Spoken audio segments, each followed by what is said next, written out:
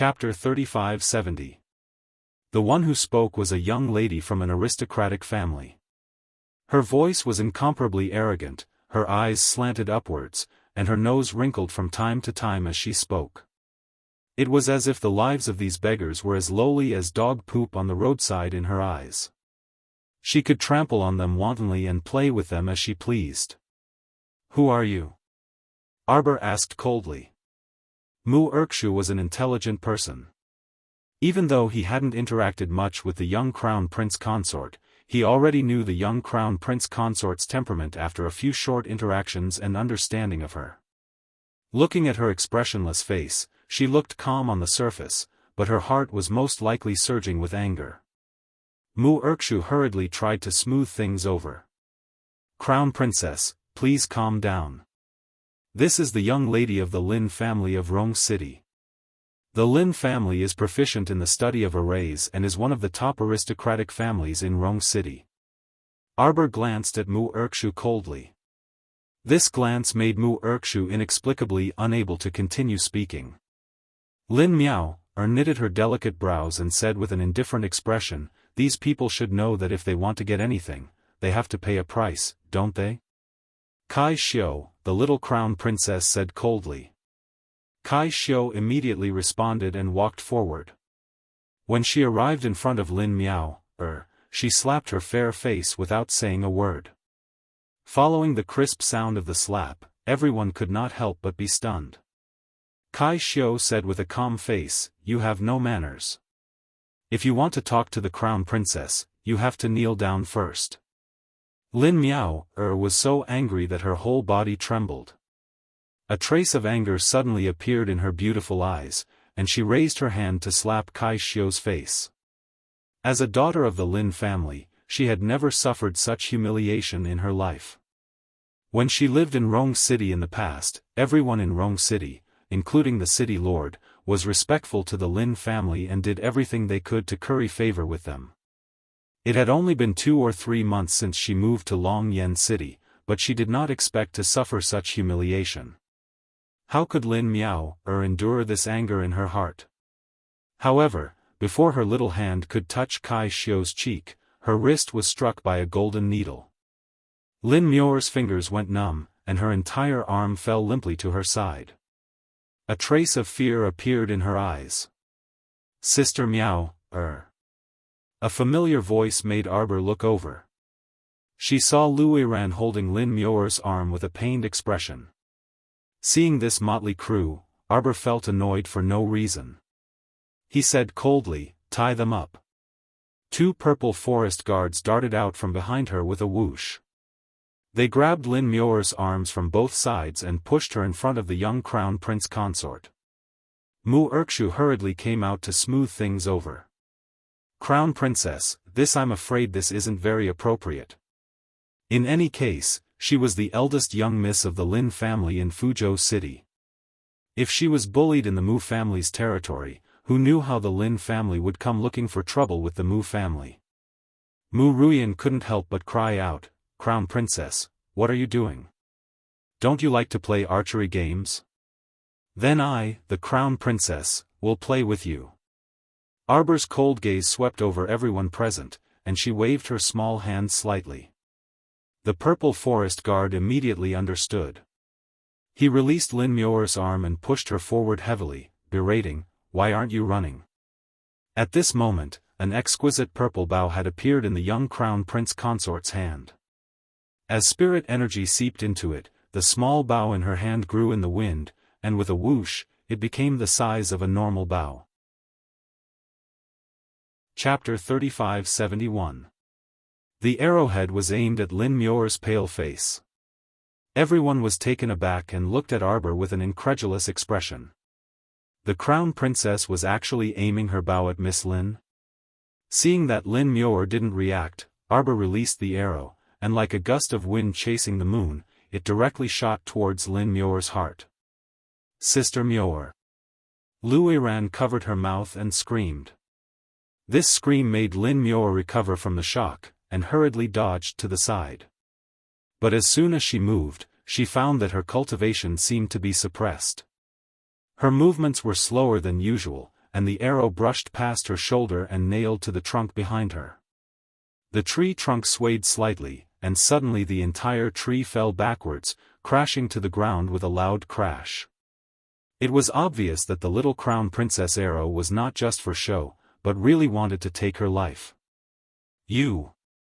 Lin Muir was anxious and angry, her face flushed red. She covered her soft and bleeding arm with one hand and hurriedly turned around and ran out of the Mu family's mountain gate. This Crown Princess was simply a lunatic. A wise man knows when to retreat. At this time, she ran home first and let her father come and reason with the Mu family.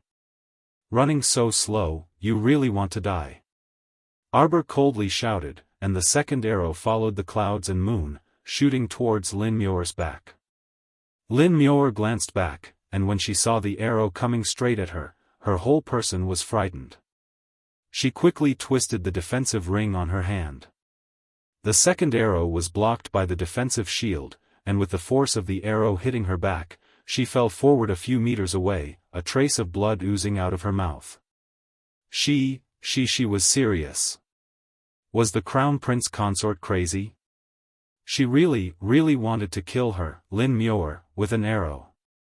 Lin Muir ran a few more steps forward, and her whole person almost stumbled to the ground. However, at this moment, the third arrow had already caught up, shooting straight over her head and shooting down a big tree in front of her. Lin Muir watched the big tree crash to the ground, blocking her way, and her whole little face was almost pale. As soon as she turned around, she was horrified to find that the little Crown Princess' fourth and fifth arrows had already caught up to her.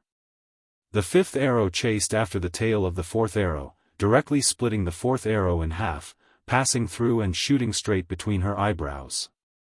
Crown Princess! Crown Princess! Mu Erkshu, Linchuan Wang Shitzi, and the others all cried out in surprise. Wouldn't this arrow between Lin Muir's life? Lin Muir's legs went soft and she fell to the ground. She opened her mouth and cried. She had really lost all her face today. The little Lin Muir, and, the whole arrow, the whole arrow, the whole arrow. Lin Muir's, the crown, the Crown Princess, and leaning against the tree Mian by, and, of, she was. Crown Princess. You're too much, aren't you? Mu Ruyan cried out in exasperation. You're too much of a bully. Lu Iran hurriedly rushed over, reaching out to help Lin Muir, who was hugging her knees and crying bitterly, up. She also shouted, Crown Princess, what are you doing? How can you bully people like this? So what if I bully you? The little Crown Princess walked over to them with an indifferent expression. Chapter 3572. In your eyes, these beggars are nothing more than the mud beneath your feet, ants that you can bully at will. But in my eyes, you are nothing but ants. I'm just an ant. I can do whatever I want, isn't that so? The young Crown Prince Consort clapped her small hands twice. Someone, come and round them up. Today, this Crown Princess will also learn from their horse-riding game and shoot beggars. I'll have a good time with them. Yes. The purple forest guards mounted their horses. As the hooves of the horses trampled on the ground, dust flew everywhere. The soldiers urged their horses to encircle the outer circle, blocking the crowd of panicking noble ladies and noble sons at the foot of the Mu family's mountain gate. Everyone couldn't help but gasp in shock. Mu Erkshu cried out, Crown Princess, you're too. Arbor tossed a bow to Prince Linchuan's heir. Prince Linchuan, are you interested in dueling with this Crown Princess? Prince Linchuan's face was completely stupefied. Before this lord came to the capital, he had been warned not to ever confront the little fiend Crown Prince Consort. Otherwise, you'll definitely not be able to bear the consequences. He didn't expect to meet her for the first time in less than 2 days after arriving in the capital, under such circumstances. He really didn't want to offend the Crown Princess. Now that the young Crown Princess had issued an invitation, how could he possibly dare to accept? Shaking his head repeatedly, Prince Linchuan hastily said, "Sister-in-law, sister-in-law. No, no, no, this younger brother naturally wouldn't dare to fight with sister-in-law. If this little brother has done anything inappropriate, I hope that sister-in-law will forgive this little brother on account of this little brother's youth and ignorance." The young crown princess coldly swept a glance at him and pointed a finger at him. "I will tell His Majesty everything that happened today. Just you wait. You've completely disgraced the Missouri estate today. If I were your father, I would personally deal with you and give you a good beating. That way, you won't always be with a bunch of wastrels and go astray in the future." Student Mo almost burst into tears. He didn't know how the purple forest guards had brought him out. Following that, all the noble ladies and nobles on the field panicked as they ran around frantically in the Crown Prince Consort's archery game. Qin Jiao was also on the verge of crying, and he dragged his fifth brother to run towards the edge while repeatedly calling out, "Crown Prince Consort, Crown Prince Consort. Fifth brother and I didn't do anything just now. We didn't shoot those beggars. Crown Princess." Sob Qin Jiao felt that he really had 8 lifetimes of bad luck. Today, he was only invited by Mu Erkshu to drink, but in the middle of drinking, Lin Muir suddenly suggested playing some archery game. Fifth brother didn't know martial arts, so he had been standing next to fifth brother to protect him, lest a stray arrow hit his fifth brother. He didn't expect to be treated as an accomplice by the crown princess now and be forced to leave the stage together with her. Sob. He was Duan Yu's good friend.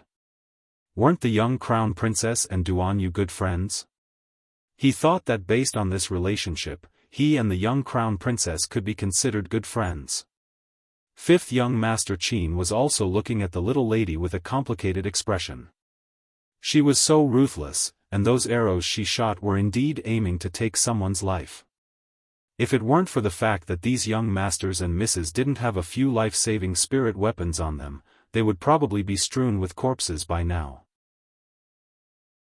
Chapter 3573. Fifth young Master Qin felt that he truly couldn't understand the young lady before him. If you say that she loves money, she can return all the gifts she sent back without saying a word. Say that she was heartless and callous, but she could stand up for beggars and teach these patrician families' young masters and young misses a lesson. He truly couldn't understand this young lady, not at all. He was about to be confused by himself. Approximately 15 minutes later, Mu Jingfeng rushed over upon hearing the news and hastily stopped them. At this time, the young men and women on the field were more or less injured.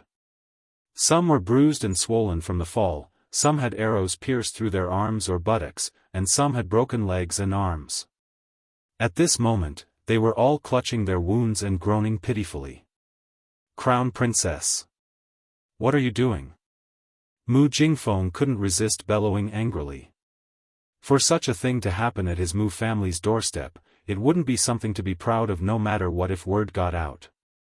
Arbor coldly glared at him and directly put away the bow in his hand. He waved his hand and said, "You came at the right time. Lead the way to Morning Sun Pavilion." Her goal for this trip was Morning Sun Pavilion, so why would she waste her breath on them? Mu Jingfeng practically flew into a rage on the spot when he saw her contemptuous attitude and simply didn't place him, her father, in her eyes. Although you're the crown princess and have a noble status, don't forget that you're also the Mu family's daughter. Shut up. Arbor promptly bellowed without giving face. That icy expression caused Mu Jingfeng's entire body to tense up. This daughter truly wasn't of one mind with their Mu family. Weren't you the one who wrote a letter for me to come to Morning Sun Pavilion? Why are you spouting so much nonsense now that I'm here? Arbor. Don't go overboard. How has the family wronged you? For your sake, we've already dealt with Mu Rochuan. Dealing with Mu Rochuan is your Mu family's matter. What does it have to do with me? Arbor coldly interrupted Mu Jingfeng's words. With a stern expression, she impatiently said, "Don't put the life and death of some cat or dog on this crown princess' head. Don't think that I'll be grateful to the Mu family just because I'll punish Mu Rochuan when I come back. On the contrary, this will only show me your selfish, hypocritical, disgusting, and heartless face. Mu Jingfeng was so infuriated by the little fella's scolding that his entire body trembled uncontrollably. He stammered, "You," for a long time but was unable to utter a single word. As the daughter of your Mu family, once you no longer have any value, you will be mercilessly abandoned. Arbor looked at the man in front of him indifferently, his eyes full of disdain. Mother must have been blind to choose a man like you. In his fury, Mu Jingfeng threw a slap at Arbor's face. How could Xiao Mu be struck by his slap? With a twist of her body, her small fist directly bombarded Mu Jingfeng's face in a fit of rage. Bang! Mu Jingfeng crossed his fists in front of his eyes and blocked Arbor's fist. The father-daughter pair stood firm and did not move an inch. While the father-daughter pair was cursing at each other until they made a move, the hundreds of people in front of the Mu family's mountain gate all fell silent. Even though there were many onlookers, no one dared to make a sound. Do you think I'm my mother who will resign herself to adversity? Arbor bellowed furiously. Chapter 35-74. If you dare to lay a hand on me, I'll let you drown in a pond and dismember your corpse. You'll die without a burial ground. Everyone was dumbstruck. Mu Jingfeng sucked in a breath of cold air and roared, "Unfilial daughter." At this moment, the Mu family's mountain gate was so silent that one could hear a pin drop. Even Mu Ruian and the rest were completely stupefied. They never thought that there would really be a girl in this world who dared to lay a hand on her father. In everyone's eyes, the little crown princess in front of them was simply insane. Who admitted that you're mine? Arbor coldly looked at Mu Jingfeng, who was panting from his anger, and swept him a disdainful glance. Want to be my father? Not just any random cat or dog on the street has that qualification. I'm only here to get my prize today. I'll leave once I'm done. Don't talk nonsense and lead the way. Right now, she no longer had any favorable impression of the Mu family. Especially after they dealt with Mu Rochuan and schemed to take credit for it in front of her, she had lost the last trace of warmth toward the Mu family. Mu Qingya, who heard the news, hastily ran out and ran to the red-eyed Mu Jingfeng. She hastily said, "Lord, let's talk things out. The crown princess is still young and impulsive. Could it be that Lord can be as impulsive as her?" Mu Jingfeng was truly about to explode from anger today. This daughter of his was truly a jinx. She came back this time just to get her prize and didn't have the slightest bit of intimacy or reverence toward him, her father. How could he have such a heartless and unfeeling daughter? Was this really Long Chuyun's daughter? Long Chuyun appeared unyielding, but her temperament was the best. Normally, she wouldn't get into any disputes with others, but this daughter? She was simply a natural troublemaker. Arbor turned to look at the huddled beggars and instructed the Purple Forest Guard, "Send these people down the mountain." "Sister-in-law, aye, I'll send them off." Prince Linchuan's heir had long turned pale from fright.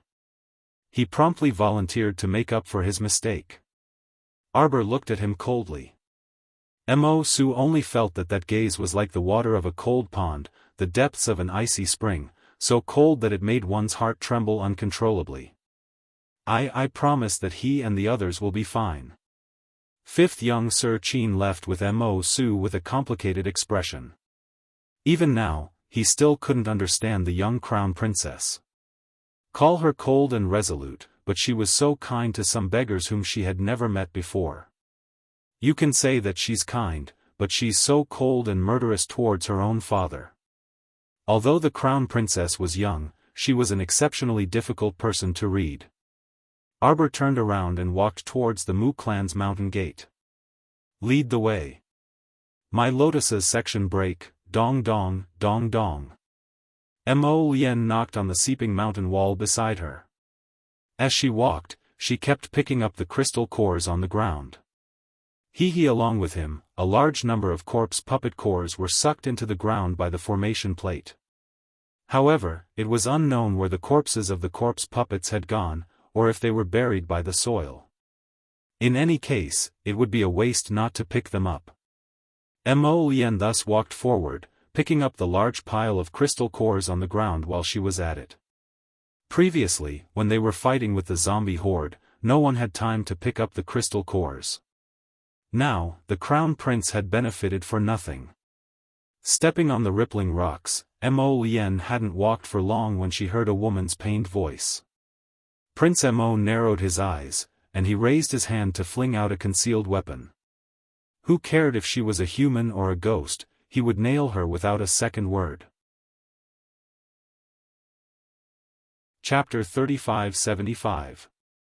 With a "so" sound, the penetrating bone nail flew out from his fingertips. It disappeared into the end of the long stone wall. Ah!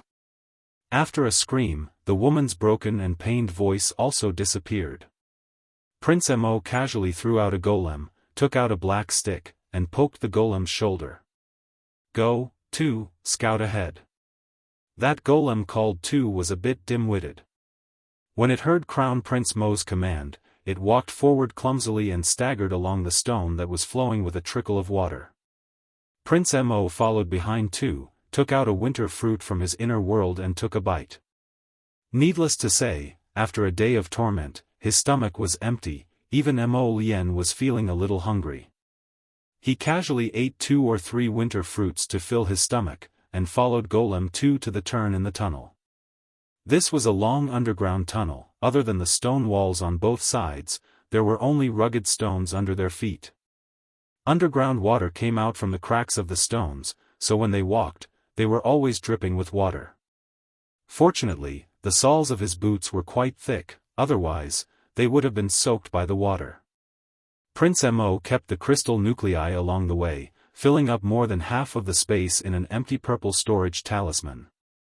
In the future, there would be enough crystal nuclei to increase the efficacy of the medicine. He thought in his heart, and slowly came to a stop. That golem number 2 stood in front of him in a daze. Without Mo Lien's instructions, he didn't move and just stood there foolishly like a wooden blockhead. Looking from where it stood, there were a few drops of fresh blood on the ground, which had not been completely soaked by the trickling water. The water on the stone wall formed a natural small water screen. There should be a small stone cave inside. The view was blocked by the water screen, and looking in, it was pitch black. Mo Lien did not plan to take the risk, but used the little black stick to poke the golem's waist. Go in and see who is there pretending to be ghosts. The golem strode over, and not long after, a woman's scream could be heard. Mo Lien frowned and took 2 steps back. Not long after, Golem 2 came out of the small cave with a woman with disheveled hair in its hand. Ah! Ah!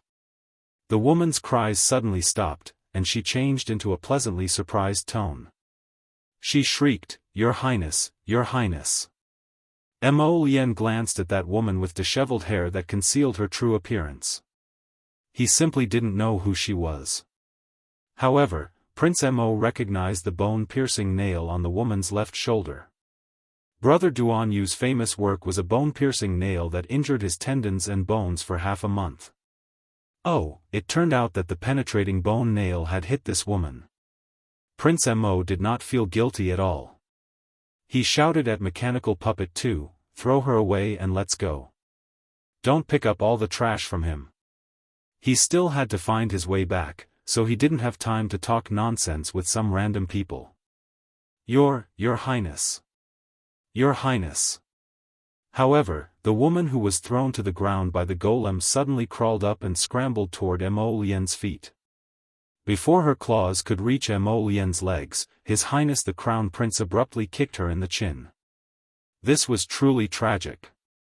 After a faint crack, the woman wailed and clutched her face in so much pain that she could barely speak. Chapter 3576.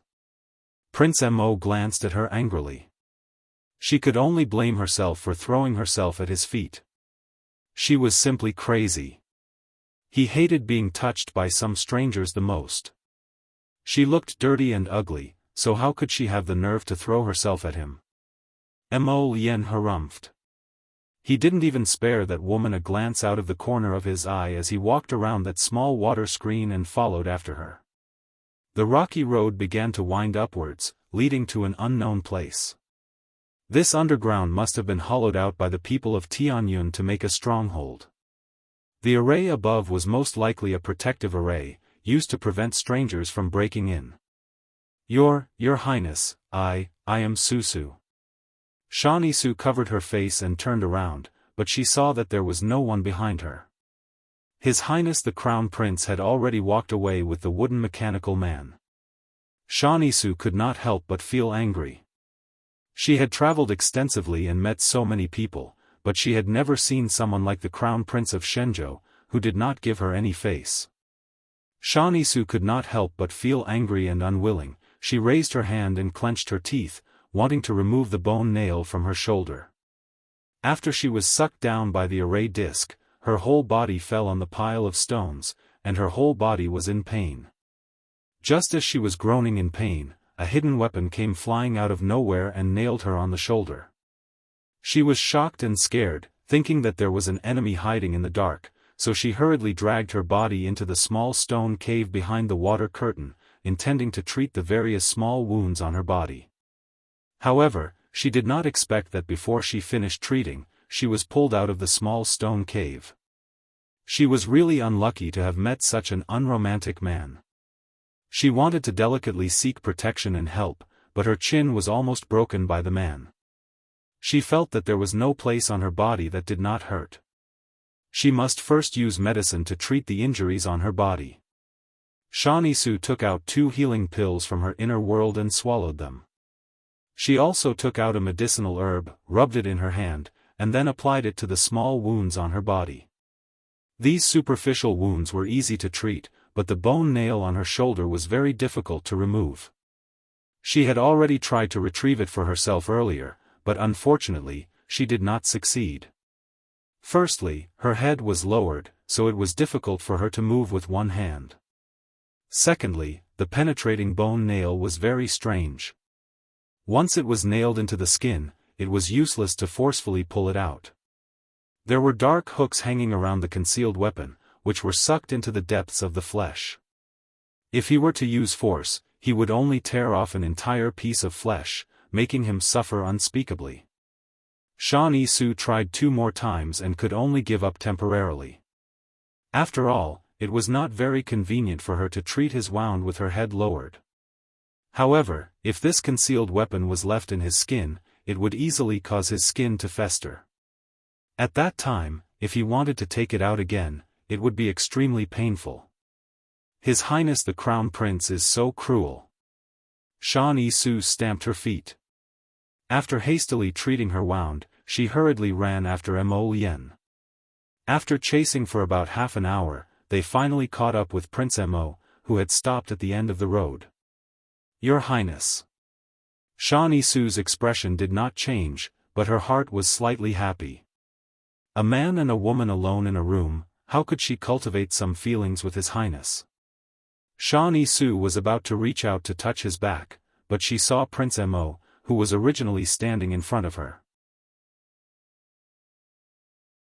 Chapter 3577. It dissipated like an illusory smoke. This caused Shanisu to be slightly stunned. When she turned her head to look, she saw that there were 4 forks in the road in front of her. There seemed to be a trace of Prince Mo's figure at each intersection. But when she reached out and touched it, it dispersed into the wind like a cloud of mist. Not even a trace of his aura could be found. Shanisu looked at everything in front of her with a stupefied expression. She couldn't help but feel a trace of bitterness in her heart, as well as a monstrous wave of anger. This Crown Prince Lien was really ruthless. In order to prevent her from figuring out which path he took, this guy actually used such a mean method. He spread out a bit of divine sense at each intersection. It felt like every path had his aura, but Shanisu couldn't figure out which path he took. In this way, she couldn't determine where he went, let alone which path he took to chase after him. This man was simply hateful. Shawnee Sue couldn't help but bite her pearly white teeth. Could it be that she was so disliked by others? This Prince Mo didn't hesitate to do so many things in order to deceive and mislead her. Was she so hard to accept and loathed? A trace of anger appeared in Shawnee Sue's heart, but it was more resentment. She also inexplicably felt a trace of jealousy towards the little crown princess. In the past, she would never be jealous of anyone. Because she was so outstanding. At such a young age, she was already a famous divine-grade alchemist in the 3 provinces. Who did she need to be jealous of? But now, she was inexplicably jealous of the little crown princess. Because she was actually treated so wholeheartedly by the divine province's crown prince, such an unparalleled figure. For the sake of the little crown princess, the divine province's crown prince was simply unwilling to be alone with her in a room. Shawnee Sue clenched her fists and said to herself resentfully, "The better you are, the more I want to make you mine." Shawnee Sue's eyes flashed with a determined light. She waved her hand, and 4 small snakes came out from her sleeves. They slithered into the 4 tunnels in a crooked manner. A light green jade flute appeared in Shawnee Sue's hand. Along with the sound of the flute, the 4 small snakes slithered around in the tunnel as if they were sensing something. After half an hour, Shawnee Sue revealed a smile on her face. Her figure abruptly darted into the 3rd tunnel. "Man, let's see how you can escape from my palm." At the same time, Mo Lien dodged and suddenly dodged a row of stone pillars that fell from the top of the stone wall. These stone pillars were all artificially sharpened. If they were really pierced into one's body, wouldn't there be a row of bloody holes? Mo Lien patted her chest and looked back. She tilted her head and thought for a few seconds. Then, she returned to the row of stone pillars and moved her hands and feet a little to rearrange the stone pillars. After doing this, she shouted at the dull-witted number 2, "Hurry up and lead the way." This dull-witted thing was not as smart as Debeo at all. This mechanical puppet too was made from Nanny Fan's flesh and blood, which was refined into a puppet. She didn't expect that the golem was still so stupid. What a useless thing.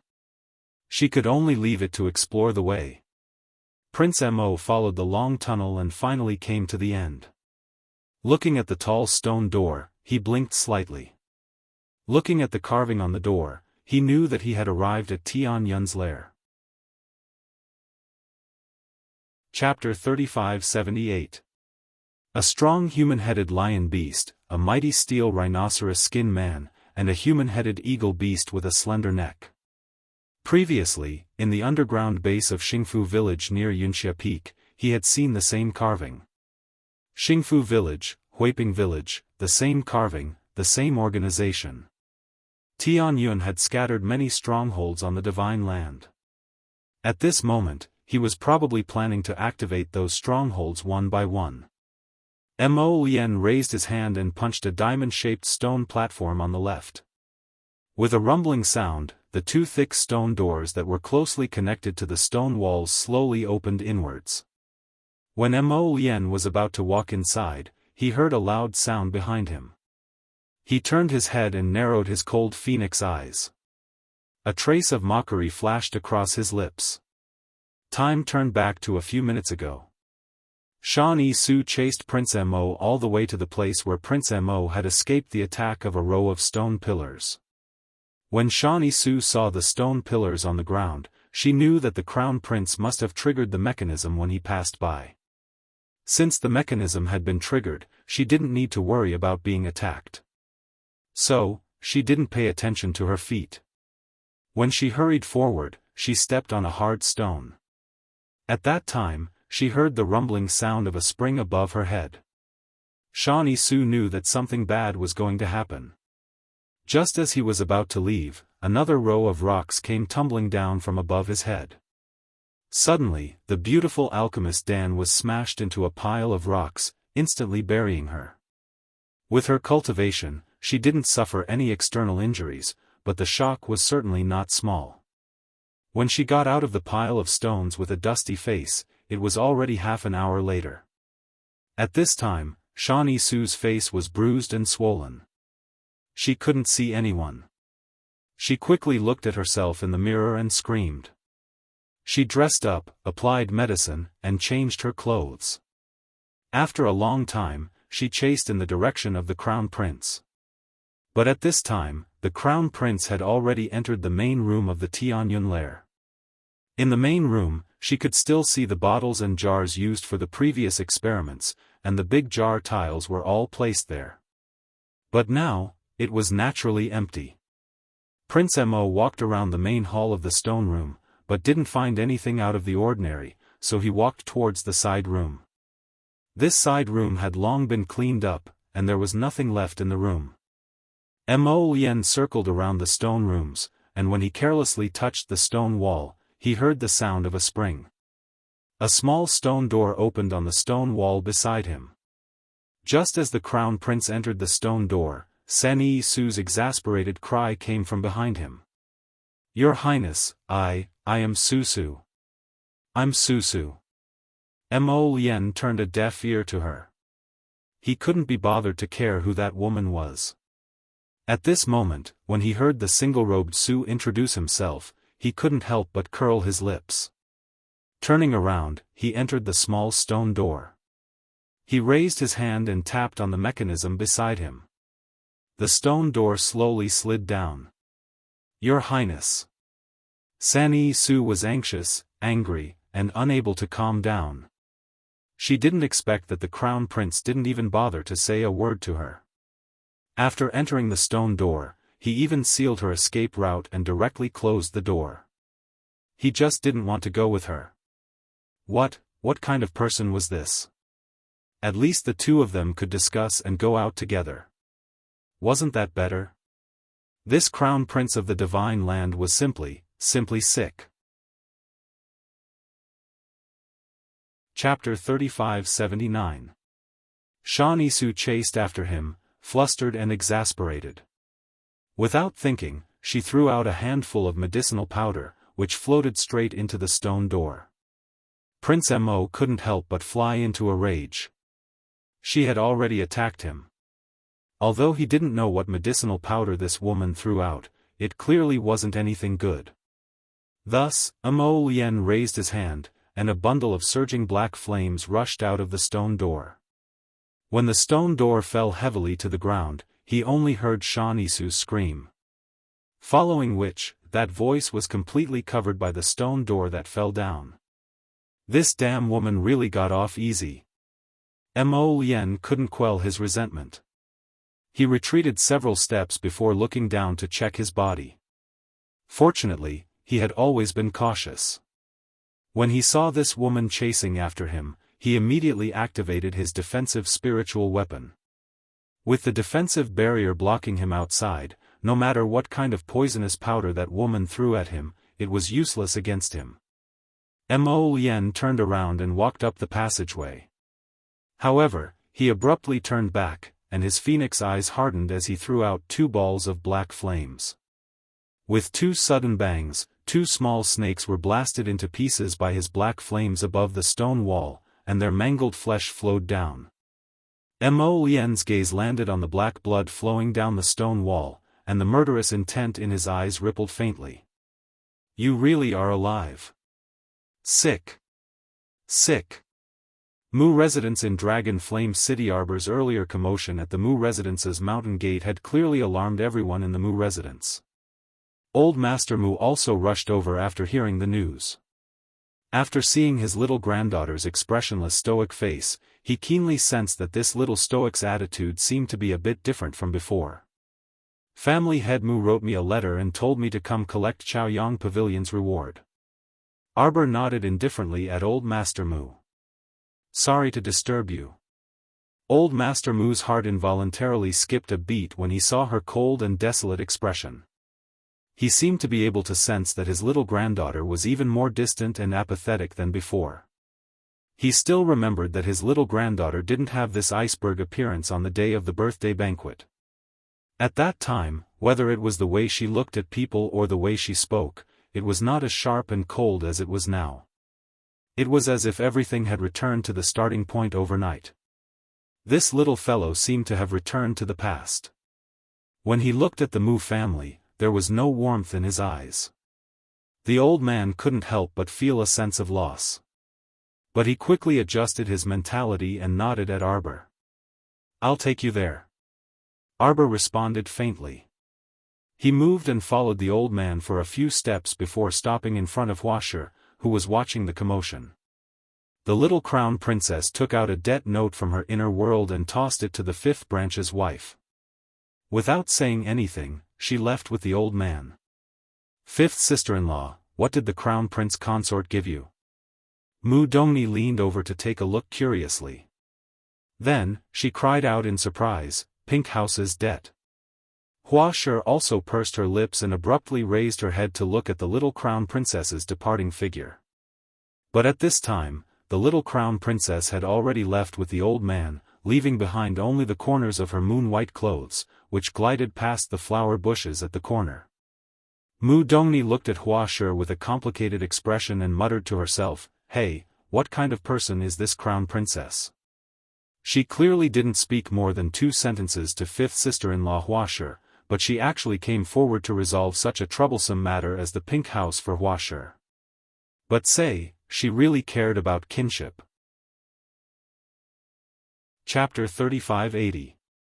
Why was she so indifferent to Mu Jingfeng and Grandpa Mu? She was really a little girl with complicated thoughts. Mu Dongni shook her head, feeling a little upset. Right now, everyone in the family was saying that the crown prince consort was a woman who was unreasonable and had little affinity with family. However, she could see some clues from Ms. Hua's matter today.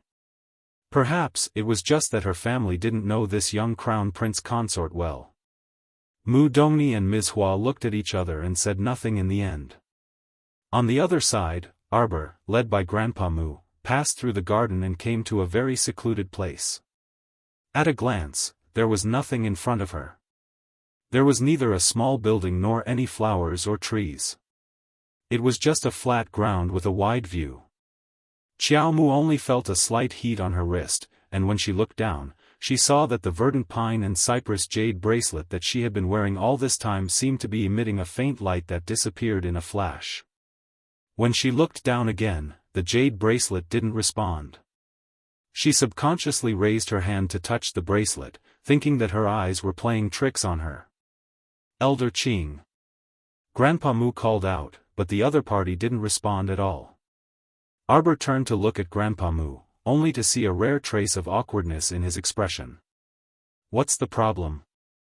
Arbor asked indifferently. Every time the Chaoyang Pavilion is opened, several elders have to work together to open a small gap in the defensive barrier.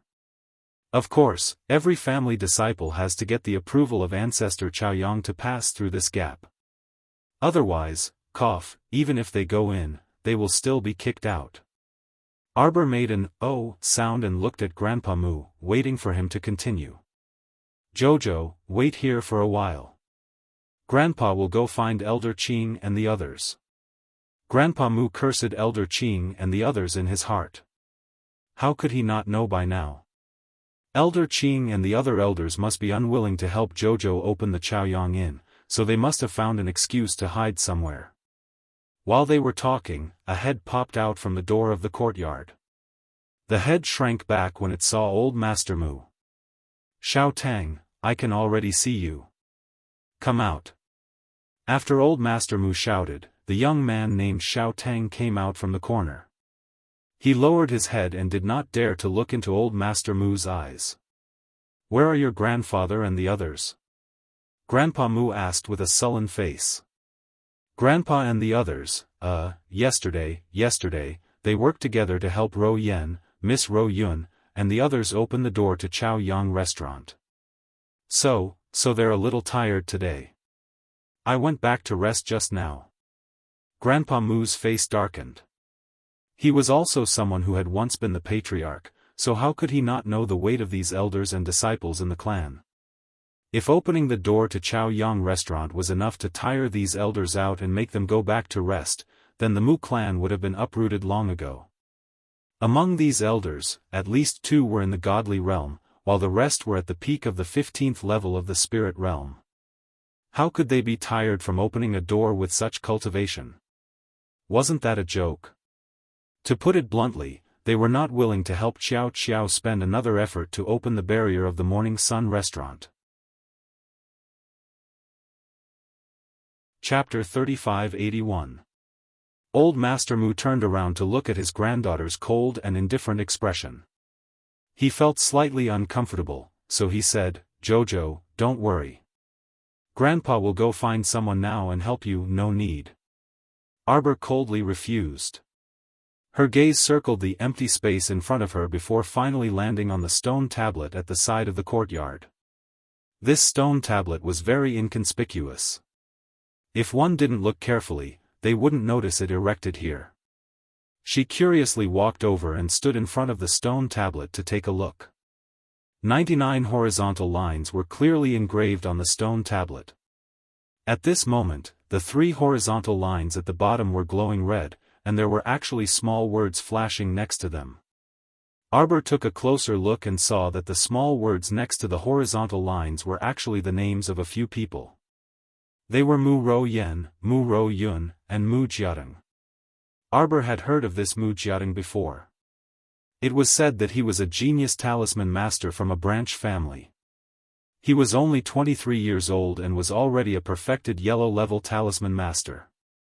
This Mu Jiating, who was only a step away from becoming a black-level great talisman master, was able to obtain a spot to enter Chaoyang Pavilion.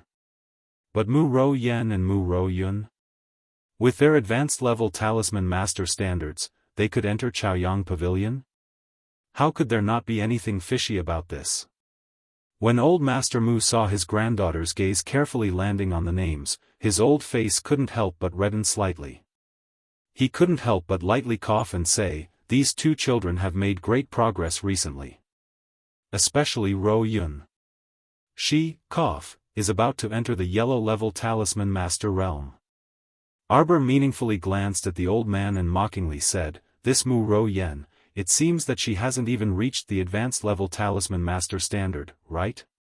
If such a person could obtain the qualifications to enter Chaoyang Pavilion, then there wasn't much interest in whether she could enter Chaoyang Pavilion or not." Old Master Mu instantly felt a slight burning pain on his face. Mu Ro Yan's talisman drawing standards weren't that great, but the candidates to enter Chaoyang Pavilion were ultimately decided by his son, Mu Jingfeng. The old man hadn't been in charge of anything for many years, so he didn't think too much about it. Now that his granddaughter had pointed it out, his old face burned. He heard that when Mu Ro Yen entered Chaoyang in yesterday, she was holding a rare purple talisman message talisman, which actually made old ancestor Chaoyang look at her in a new light.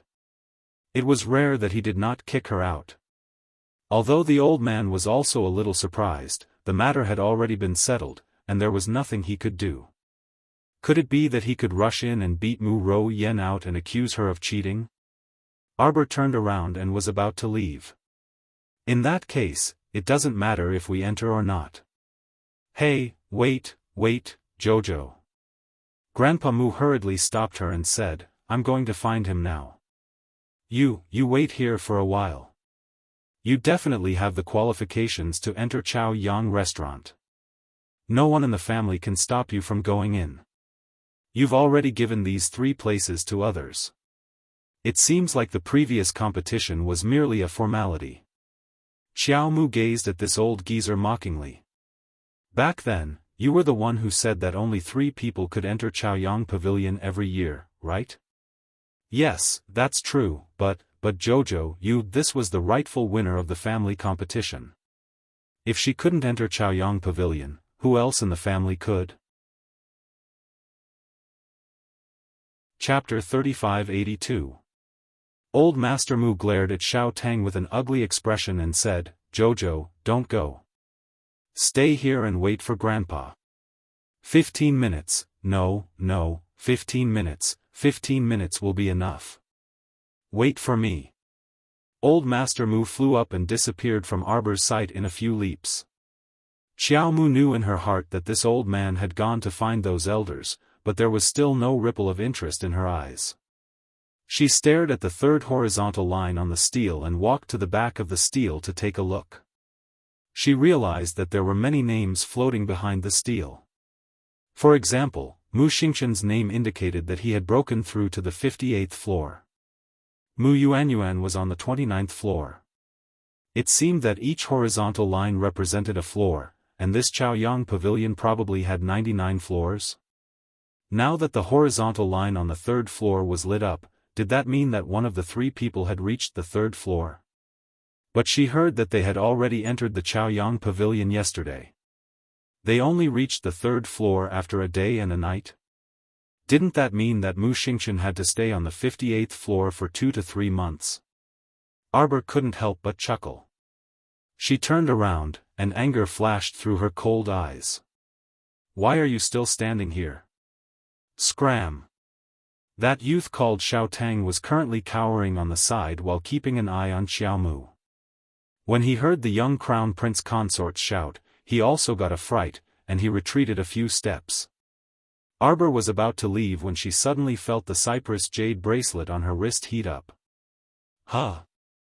What's up with the bracelet today? She looked down and saw that the bracelet on her wrist suddenly emitted a soft light. This light? Why does it look like it? Arbor's heart skipped a beat. Before she had time to think, she felt the scenery in front of her flash past her. The space changed. When she opened her eyes again, she was already in a vast grassland. Arbor stared blankly at the dark green grassland in front of her. She blinked and closed her eyes, chanting 3 times in her heart, "Illusion Array, break." When he opened his eyes again, he was still in that vast grassland. Behind her came the sound of a herd of animals running. Sir Jojo turned around to take a look and quickly flew into the air. She looked at the large herd of antelope spreading like a flood under her feet with a dumbfounded expression. Damn, this green grass and blue sky is too realistic. By the time the large herd of antelopes ran over, 15 minutes had already passed. Xiao Mu floated down to the ground in exasperation. She looked around her in a daze as she surveyed the boundless grassland around her.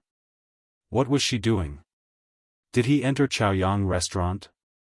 Arbor looked down at the bracelet in his hand.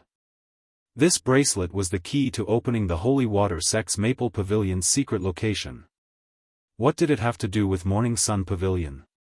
The only connection was back then, the talisman matrix outside the Holy Water Sect's Maple Pavilion was also set up by Patriarch Chaoyang. Could it be the key? Could it be used? Enter all the talisman arrays set up by old ancestor Zhaoyang. So to speak, the seemingly empty yard outside was actually set up with multiple layers of concealment and defense rune arrays? It was just that she couldn't see through them with her current talisman energy level? Sir Jojo blinked. Was there such a coincidence? Outside, old Master Mu hurried over with Elder Qing and the others. He immediately saw Little Soup standing in the empty yard like a block of wood. Why are you the only one here? Where's Jojo? Rascal, don't tell me you said something you shouldn't have again and made Jojo leave in anger. Chapter 3583. Old Master Mu scolded him. Xiao Tang, on the other hand, pointed to the front in astonishment. He opened his mouth and looked at Old Master Mu in a daze. What's with that expression? Why are you pointing there? Old Master Mu roared at him. Speak. Old Master. Mu Zitong hurriedly said, yes, she went in by herself. What? Old Master Mu and Elder Qing couldn't help but cry out and look at Mu Zitong with strange eyes. Elder Qing hurriedly asked, Xiao Tang, what's going on? Tell us clearly. Grandpa, just now, I was standing here with the Crown Princess.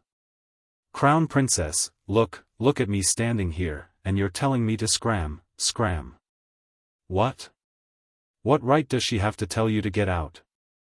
Elder Qing's face immediately darkened. Xiao Tang was his grandson. Even if the Crown Princess had a noble status, she didn't have much status in the Mu family. How dare a foreign girl tell his grandson to get out? How dare she? Old Master Mu roared, "What are you talking about? Get to the point." Elder Qing shut his mouth with a dissatisfied look. Mu Zitong hurriedly said, "I had just taken a few steps back when I saw a barrier appear behind the crown princess. Then a door opened in the middle and sucked the crown princess in just like that. At that time, the crown princess's body was full of splendor, so no one could see what was going on clearly. In any case, the crown princess must have entered Chaoyang Pavilion." Mu Zitong said with certainty. "Impossible." Elder Qing waved his hand and denied it with a look of disbelief. "Chaoyang Pavilion has never opened its door by itself. That's right. Every time, we work together to open a gap for the children to get in. It can only be opened once or twice a year. How could it be possible this time?" Old Master Mu waved his hand to interrupt the elders. "Since Xiao Tang saw it with his own eyes, it must be true. Even though Jojo has entered Chaoyang Pavilion, I still have to explain everything that happened before."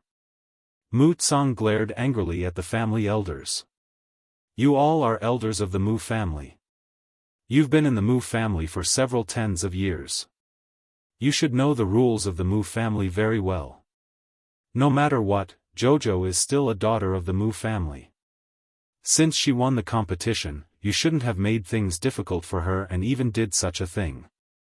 I don't need to ask to know who instigated all of this. Jing Feng is muddle-headed, but as elders, are you as muddle-headed as him?" After Mu Tsang finished speaking, he turned around and left. "You guys stay here and watch over this place. If there are any strange movements in Chaoyang restaurant, come and report to me." As he spoke, he walked out of the empty courtyard and ordered in a deep voice, "Go and call the patriarch over." This Mu Jingfeng's way of doing things was truly disappointing him more and more. Back then, wasn't the decision to hand over the entire Mu clan to him a little too hasty? Elder Qing and the others looked at each other in dismay before all of them walked toward the stone tablet. "Xiao Tang, is what you said earlier true?" "Grandson's words are true." Mu Zitong quickly nodded. Elder Qing couldn't help but look puzzled. How is that possible? When did this patriarch Chaoyang's temper become so good? "Elder Qing, look, what's going on here?" One of the elders suddenly raised his hand and pointed at the stone tablet, his eyes widening. Chapter 3584. Arbor jumped back and forth on the grassland for a while before she finally stopped. She reached out to tap her chin and muttered to herself, "It seems that this should be a large-scale talisman array." These antelopes seemed to have gone crazy as they ran back and forth repeatedly, as if they were possessed. Was it probably a repetition talisman? To be able to create such a huge illusion of an antelope herd so generously. There was also a repetition talisman effect inside. Or put it this way. Actually, the entire Chaoyang restaurant was enveloped by a talisman array from the inside out. Once someone stepped into the building, it meant that the test had already begun. It was extremely easy to crack the repetition talisman. A dozen of the unlocking talismans would do. Arbor took out a handful of talisman papers from her pocket. These were what she drew when she first entered the industry. They were all high-level talismans, but they were all useless now.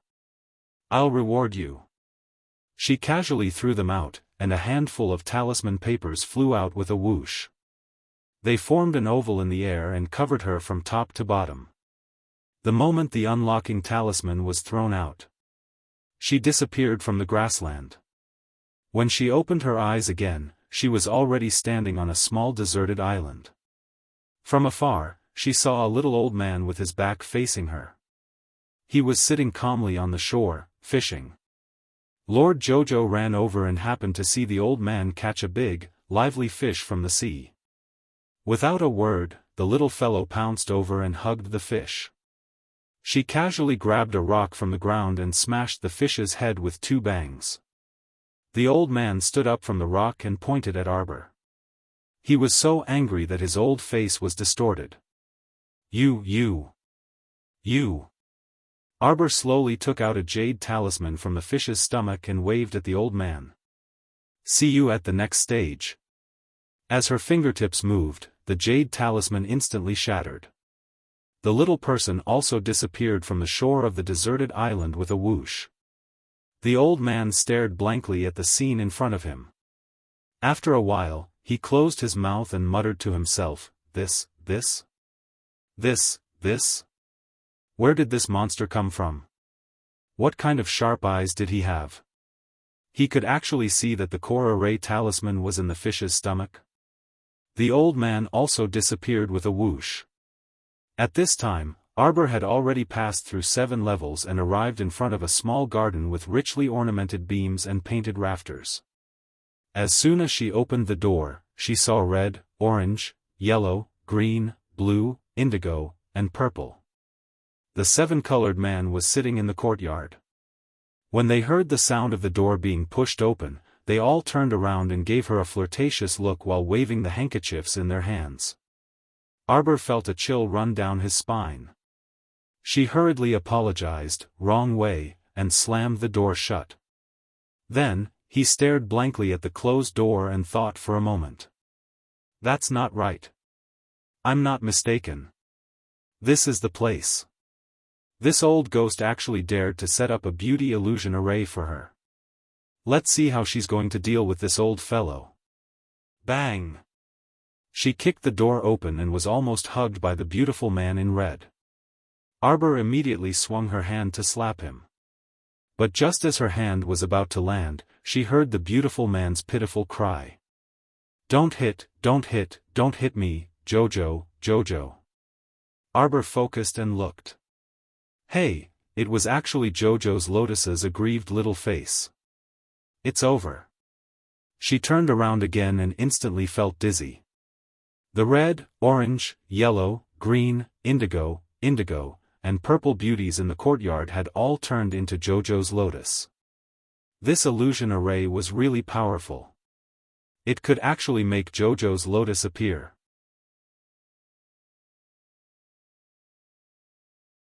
Chapter 3585. Jojo's Lotus wouldn't look at Jojo with this aggrieved expression.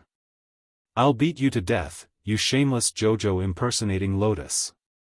Sir Jojo took out a ferrule from his inner world and smashed a red-clothed man's head into pieces. Then, the little fellow smacked 3 people in succession. When she smacked the 4th person, that guy actually rolled on the ground and screamed, Jojo's killing someone, Jojo's killing someone. Jojo, don't beat me to death, I'm your Duanyu. Jojo, don't kill me.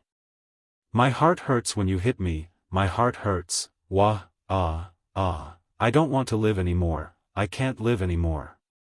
Sir Jojo was speechless as he looked at that guy rolling on the ground. He was so shocked that he broke out in a sweat. I'll beat you to death, you phantom dog. He actually dared to impersonate Duanyu, and such a weakling at that. Yes, Duanyu was a weakling.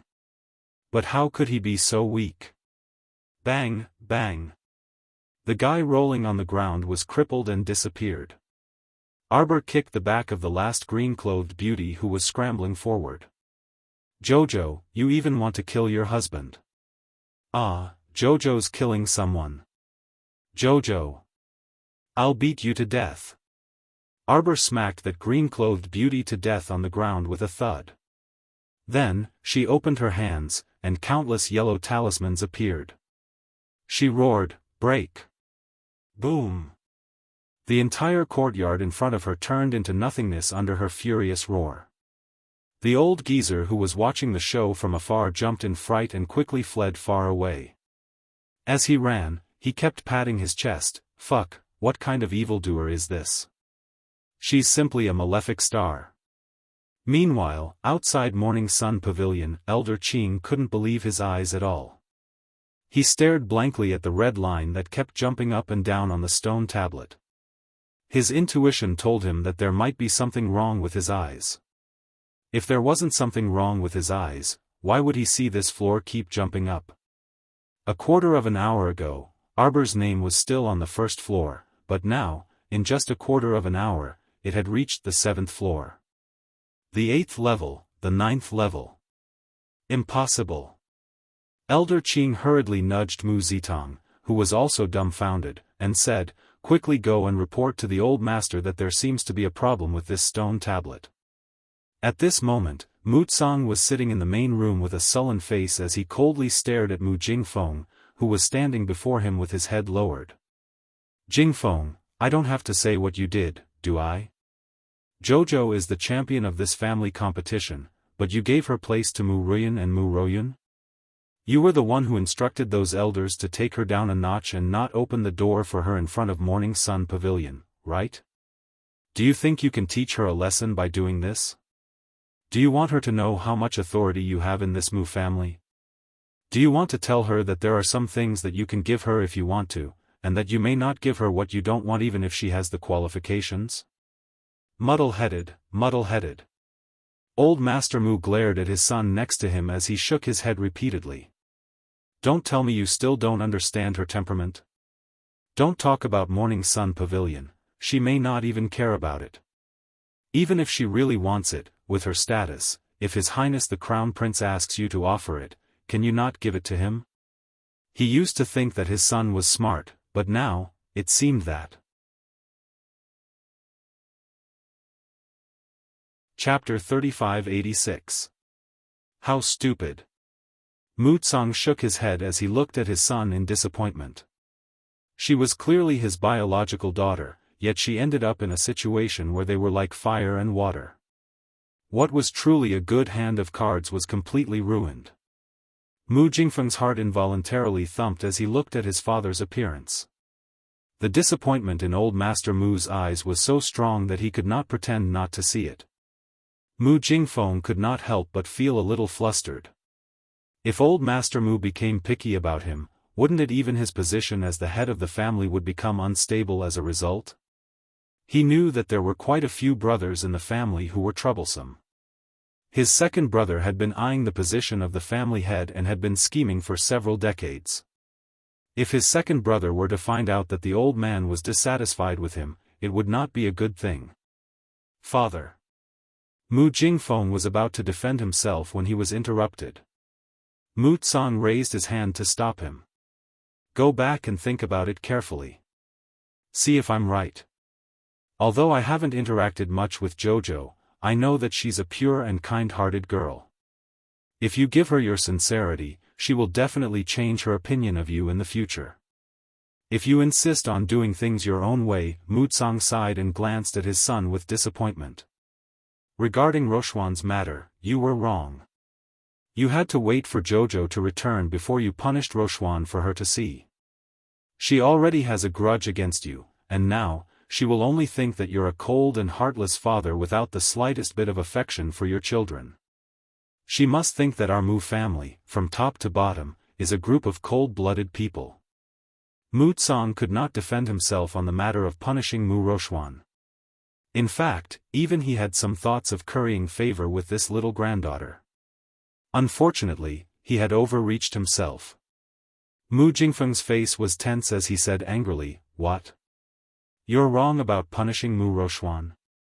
What does she mean by this? Could it be that she wants us to let Mu Rochuan go? If we really let Mu Rochuan go, with her personality, she'll be the first to refuse to let it go." Mu Tsang instantly looked at Mu Jingfeng tiredly. "You still don't understand what I mean. Your daughter dislikes the infighting and scheming within the family the most. If you were willing to treat her with a little bit of sincerity, you wouldn't be in such an awkward situation now." Mu Jingfeng was instantly enraged when he heard that. "Father, the entire family didn't have any objections to how Mu Rochuan was dealt with back then. Why is it all our son's fault now?" Mu Tsang glanced at Mu Jingfeng, unable to continue arguing with him. Just as he was about to ask him to leave, he suddenly saw a person rushing in from outside the courtyard. He knelt down and shouted anxiously, "Patriarch, old master, there's a problem with the stone tablet outside Chaoyang restaurant." At this moment, almost everyone in the Mu family was alarmed. Everyone knew that something had gone wrong with the stone tablet outside the Chaoyang Tower. The little crown princess was in the Chaoyang restaurant. In less than 2 hours, the stone tablet indicated that she had appeared on the 49th floor. Hee. Are you sure this isn't a joke? Even the top genius of their clan, Mu Xingchen, took more than a month to reach the 58th floor of the Chaoyang Pavilion. In recent years, no one had been able to break the record of the 58th level. Mu Xingchen also came after hearing the news. Chapter 3587. What happened? Mu Xingchen hurriedly separated the crowd. Make way, make way. Is my younger sister inside? Elder Qing turned to look at him and nodded. Xiao Tang said that Arbor went in by herself. Her name also appeared on this stone tablet, so it seems to be true. Even now, he still felt that this matter was shrouded in clouds and fog, making him unable to make head or tail of it. It's the 50th floor, the 50th floor. At this moment, there was an uproar in the crowd as everyone stared at the stone tablet in shock. It was as if the stone tablet was not just a tablet but a monster. They wished they could pull out its tendons and peel off its skin to see what was inside. Mu Xingchen hurriedly went forward to take a look. Sure enough, he saw his younger sister's name clearly written on the stone tablet, and the red horizontal lines on the stone tablet had indeed lit up to the 50th floor. Everyone could not help but look at each other in dismay, clearly dumbfounded. If it was as Mu Zitong said, that the little crown princess had only gone in for less than 2 hours, then this was simply a miracle. She took less than 2 hours to reach the 50th floor. Their eyes must be playing tricks on them, right? Bro, come, pinch me. See if it hurts. A Mu family disciple could not help but mutter to the person beside him. Subsequently, he was pinched hard, and he screamed like a pig being slaughtered. He then jumped up and shouted, I'm not dreaming. There really is someone who reached the 50th floor of Chaoyang restaurant in 2 hours. The family head is here, the family head is here. Someone shouted from outside. The two sides immediately gave way, opening up a small path in the middle that could allow one person to pass through. Mu Tsang walked over with a solemn expression, followed by Mu Jingfeng, who swiftly came over. What's going on? When Mu Jingfeng saw so many disciples gathered here, his gaze involuntarily sharpened as he displayed the dignity of the Mu family's head. It's the Crown Princess. The Crown Princess entered Chaoyang restaurant. The Crown Prince Consort reached the 50th floor of Morning Sun Pavilion in less than 2 hours. The Crown Princess is really amazing. I used to say that the eldest young miss was so powerful. Today, I see that the Crown Princess is the most powerful girl in the family. Yes. The Crown Princess is simply the Mu family's rarely seen genius in 100 years. Mu Jingfeng glanced at his disciples in astonishment. Only to see these Mu family's disciples, each and every one of them is glowing, everyone is praising the little Crown Princess. This left Mu Jingfeng somewhat puzzled.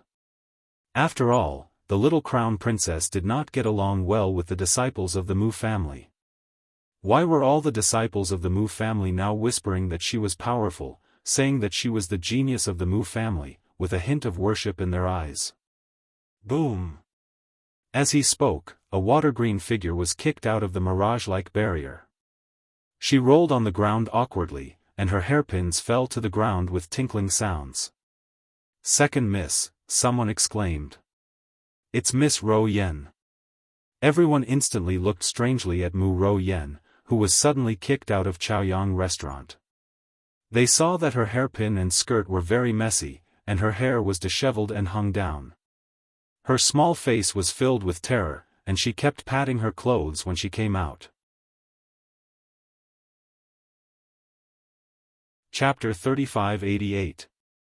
This Mu Ro Yen was currently curled up on the ground, patting her clothes as she repeatedly shouted, "Don't burn me, don't burn me. Ah, don't burn me."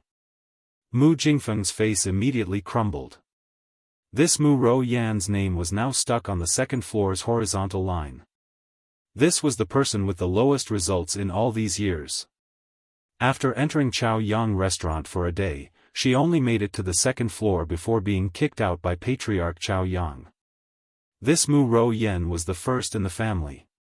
In the past, those disciples could not enter at most and were kicked out by the Patriarch in disdain when they reached the entrance. This Mu Ro Yan was different. She truly had the chance to enter, but she did not even have the ability to go up to the fifth floor before being kicked out. Perhaps, from now on, this name of Mu Ro Yan would take root behind the tablet inscriptions. This was no different from being nailed to the pillar of shame. In the future, the descendants of the Mu family would be able to see this name from generation to generation. They could casually ask around and find out that this was the second daughter of the Mu family head who was kicked out by the Patriarch when she reached the second floor of Chao Yang restaurant. At this thought, Mu Jingfeng only felt his face burning with panic, and his entire person was on the verge of exploding. He stepped forward and dragged his disappointing second daughter up from the ground. Then, he gave her a tight slap across her face. "You're such a disappointment. Do you think that you haven't embarrassed yourself enough here? Scram! Father! It's Arbor! It's Arbor who harmed me, father!" Mu Ro Yan was pulled up by her father and trembled in anger when she heard her father's merciless scolding. "What's the matter?" Mu Jingfeng looked at his daughter with a puzzled expression. Could it be that Ro Yan met that Arbor in Chao Yang restaurant? He looked at this daughter of his suspiciously. Mu Ro Yan hurriedly said, yes, father. It's Arbor who harmed me. She caused a ruckus in Chao Yang restaurant and chased after the Patriarch's soul, relentlessly beating him up. Your daughter was caught in the crossfire. Everyone instantly stared at Mu Ro Yan as if they were looking at a lunatic. It seemed that the second miss couldn't stand the stimulation of only going up 2 floors in a day and was probably mentally deranged. What nonsense was she saying? The little crown princess chased after Patriarch Chao Yang restaurant's soul relentlessly? Ha. They must be hallucinating. When Mu Ro Yan saw everyone's expression, she immediately realized that they did not believe her words at all. She hurriedly cried out, "I'm telling the truth, don't doubt me. My sister Ro Yun will probably be kicked out later." Less than a minute after he said that, everyone heard a bang sound. Chao Ro Yan's is up, s, Ro wrote s, s, and looked, t, s. Everyone couldn't help but shake their heads. Looking at the Mu family head's eyes, they couldn't help but have a strange look. The family heads. He appointed people by favoritism. Mu Ro Yan and Mu Ro Yun's talisman crafting was very average. There were plenty of youths in the family's side branch who had higher cultivation than them. The reason why the two of them had the chance to enter Chao Yang restaurant was because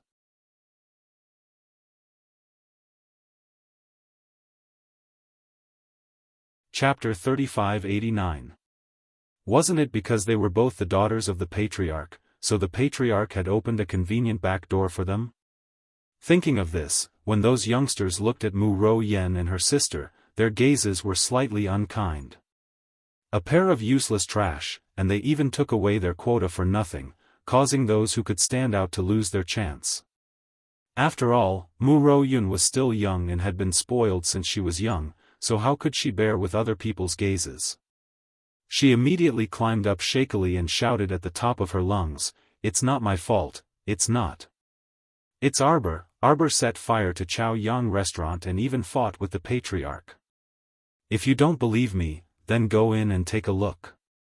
Just as the outside was in a state of chaos, Xiao Mu was currently sprinting madly through a bamboo forest.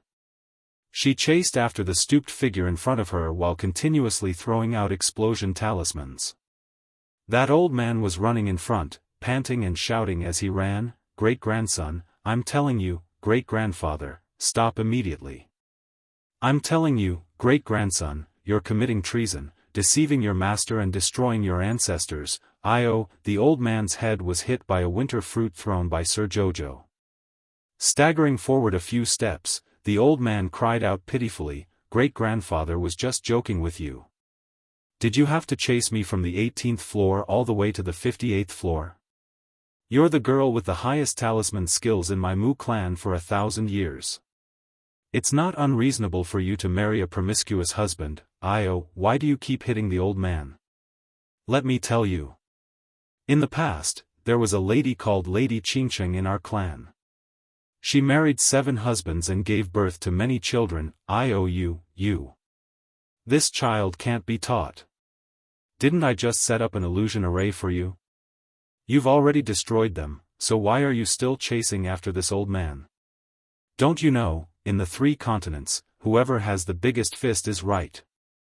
No matter if it's a male or female cultivator, as long as you're powerful enough, Io, you can marry as many as you want. Stop hitting me, great-grandson. I'm telling you, if you hit me again, great-grandfather will really get angry."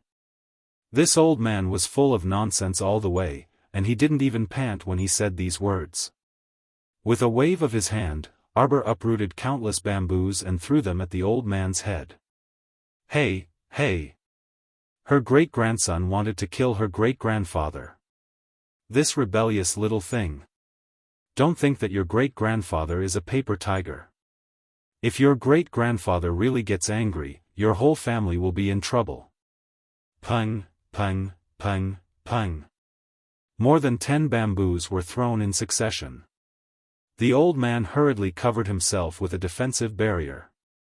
Along the way, he was smashed by the bamboo and kept flying forward. He kept shouting, "Hey! Great-grandfather won't joke about this with you in the future, okay? Just how many talismans did this little pervert have on him? From the moment he stepped into Chow Yang restaurant until now, he had been throwing out talismans non-stop. It was as if there was an endless supply of talismans. The old man hurriedly waved his hand, and his figure suddenly shot to the top of the bamboo forest. After a few ups and downs, his shadow disappeared. This old man was really infuriating. The little fellow ran to the side of the bamboo forest. She raised her head and scanned the surroundings. Then, she stopped in her tracks while panting with rage. Her gaze swept around, and then several jade talismans appeared in her hand. She quickly flicked them out. In a short moment, a ripple-shaped whirlpool appeared in the center of the jade talismans.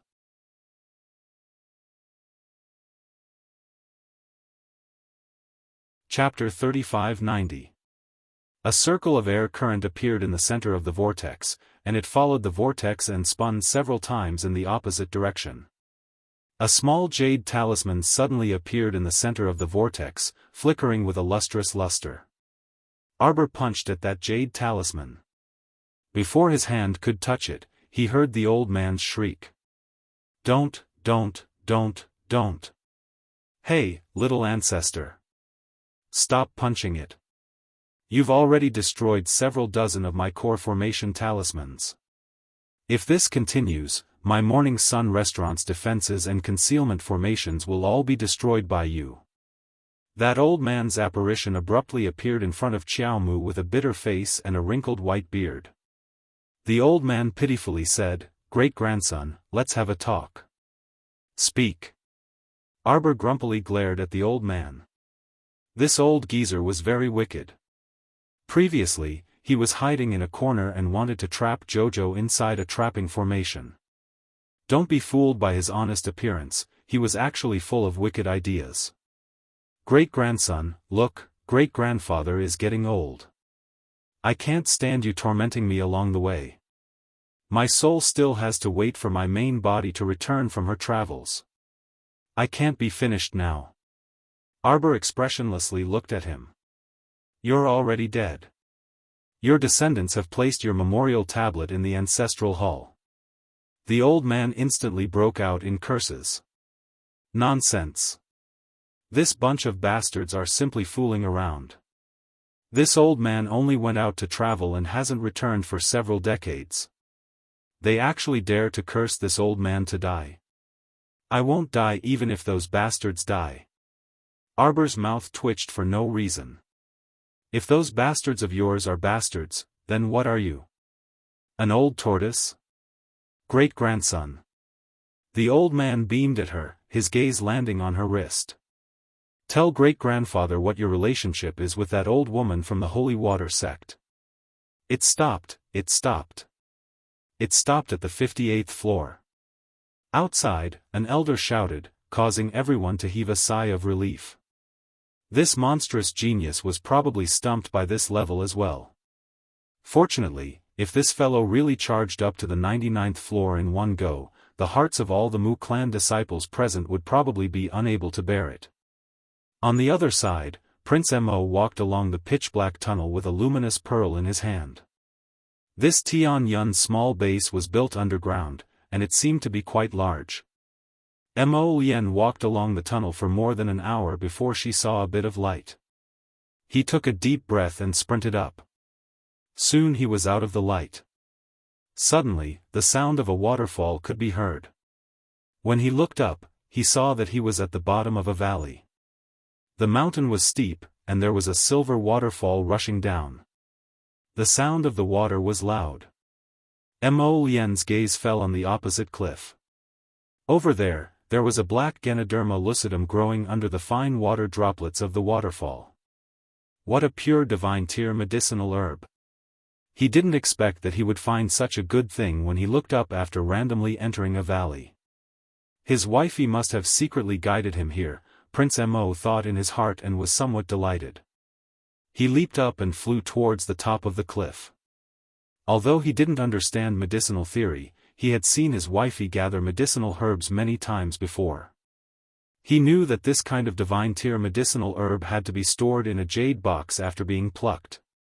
Hence, he took out an empty jade box from his inner world and carefully plucked the black Ganoderma lucidum before placing it inside. Your Highness. Chapter 3591. Although he couldn't figure out the use of the black Ganoderma lucidum, he could tell it was a divine-level medicinal herb with his many years of experience. He had been inexplicably sucked into the ground by that disc array. After going through so much trouble, he had finally not wasted his efforts. He had even obtained such a pure and natural divine-level medicinal herb for his wife. It could be said that this trip was not in vain. Thinking of this, the Crown Prince was in a good mood. He carefully dug out the black Ganoderma lucidum from the cliff and put it into an empty jade box. Mo Lien raised his hand and patted the cliff lightly. Like a dragon piercing the moon, he landed lightly on the ground. Your Highness. A surprised cry came from behind. The moment Mo Lien turned around, he threw out a black flame. The black flame moved on the ground like a wriggling black snake. It suddenly spread to the feet of the woman who was shocked. Little Seven, kill her. Mo Lien ordered with a cold expression. Shan Yi-su, who was panicking and retreating rapidly, was so frightened that her pupils shrank. In the process of retreating, she accidentally stepped on a piece of raised gravel. Shan Yi-su only felt that her leg was twisted and she fell to the ground. Ah! With tears in her eyes, Shan Yi-su looked up at Prince Mo who was not far away in panic. Your Highness, what are you, ah? Shan Yi-su hurriedly rolled on the ground and barely avoided Yan Qi's punch. The punch suddenly turned into a giant dragon claw and scratched at Shan Yi-su's face without saying anything. Shan Yi-su widened her eyes in horror and her heart was beating wildly. She finally understood that the Crown Prince was not joking with her. The Crown Prince was really going to kill her. But why? What kind of person was the Crown Prince of the Divine Land? Did anyone know that he was so cold and heartless? How could he do such a vicious thing to a flower-like girl? Shan Yi-su hurriedly rolled on the ground several times to avoid the dragon claw that suddenly stamped on the ground. She screamed and crawled backward. Suddenly, Shan Yi-su tore a talisman in her hand and made a prompt decision. Her figure suddenly disappeared from the spot. Bang! Yan Qi's dragon claw landed on the place where Shan Yi Su disappeared. He turned into a human and scratched his little head with a puzzled expression. He turned to look at the crown prince behind him. Why did she run away? Mo Yan didn't know whether to laugh or cry. He thought, if she didn't run away, would she wait to be trampled to death by you? He walked to the child who had a huge appearance but was only an innocent teenager. He raised his hand and patted his head. Well, it seems that she won't come to us casually in the future. Look around and see if there's a way out. Seventh Yen nodded hard and turned into a small dragon. It then climbed up the cliff. Meanwhile, Crown Prince Mo wandered around the bottom of the valley, mainly because he wanted to see if there were any good medicinal herbs that had been overlooked. If there were any good medicinal herbs, he would dig them up for his wife. His wife would definitely be overjoyed. Needless to say, after he wandered around the valley, he really did find a few stalks of medicinal herbs that were in good condition. Thus, he put them all away and felt that he had gained a lot from this trip. At this moment, a series of crashing sounds came from the top of the cliff. Mo Yen looked up and saw the little dragon flying out with a whoosh. Chapter 3592. It was followed by a green vine that wrapped itself around Seventh Yan's body and pulled him back. Seventh Yen roared in exasperation. His body instantly inflated as if it was filled with air. He struggled to break free from the vine that was wrapped around him and turned back to roar angrily in the direction of the cliff. Instantly, the rocks on the cliff rolled down. Mo Yen stood at the bottom of the valley and leaped up a few times to avoid the rocks that rolled down the cliff. He leaped up the cliff and quickly came to Seventh Yan's side. At this moment, Seventh Yen had already transformed into his human form. He angrily ran to his side and shouted, "Master, Master! There's a cave over there. There's a demon in the cave." Mo Yen did not know whether to laugh or cry as he looked at the little fellow. He raised his hand and patted his head. "I saw a green vine just now." As he spoke, Mo Yen felt his wrist move, and the vine branch of the sapling Chochio that he had originally kept in his sleeve abruptly shot out. The upper half of the vine was slightly raised and swayed left and right in midair as if it was sensing something. Mo Yen glanced sideways at the vine and his heart skipped a beat. The vine was suspended in midair for a few seconds before it suddenly rushed toward the cliff in front. The green silhouette entered a cave on the cliff in no time. This cave was surrounded by many vines and grass. If one did not look carefully, one would not be able to discover that there was a cave here. Mo Yen immediately summoned Little Seven back and dashed into the cave alone. He followed Chochio's vine and chased after it as fast as lightning. At this moment, he had already sensed something. Judging from Chochio's appearance, there was probably a fragment of its seed in this cave. Since that was the case, he had to obtain this fragment. This cave was not big and was only about 10 meters deep. It was long and thin, and the gap between the two sides of the cliff was very narrow. After he dashed in, he felt his vision darken.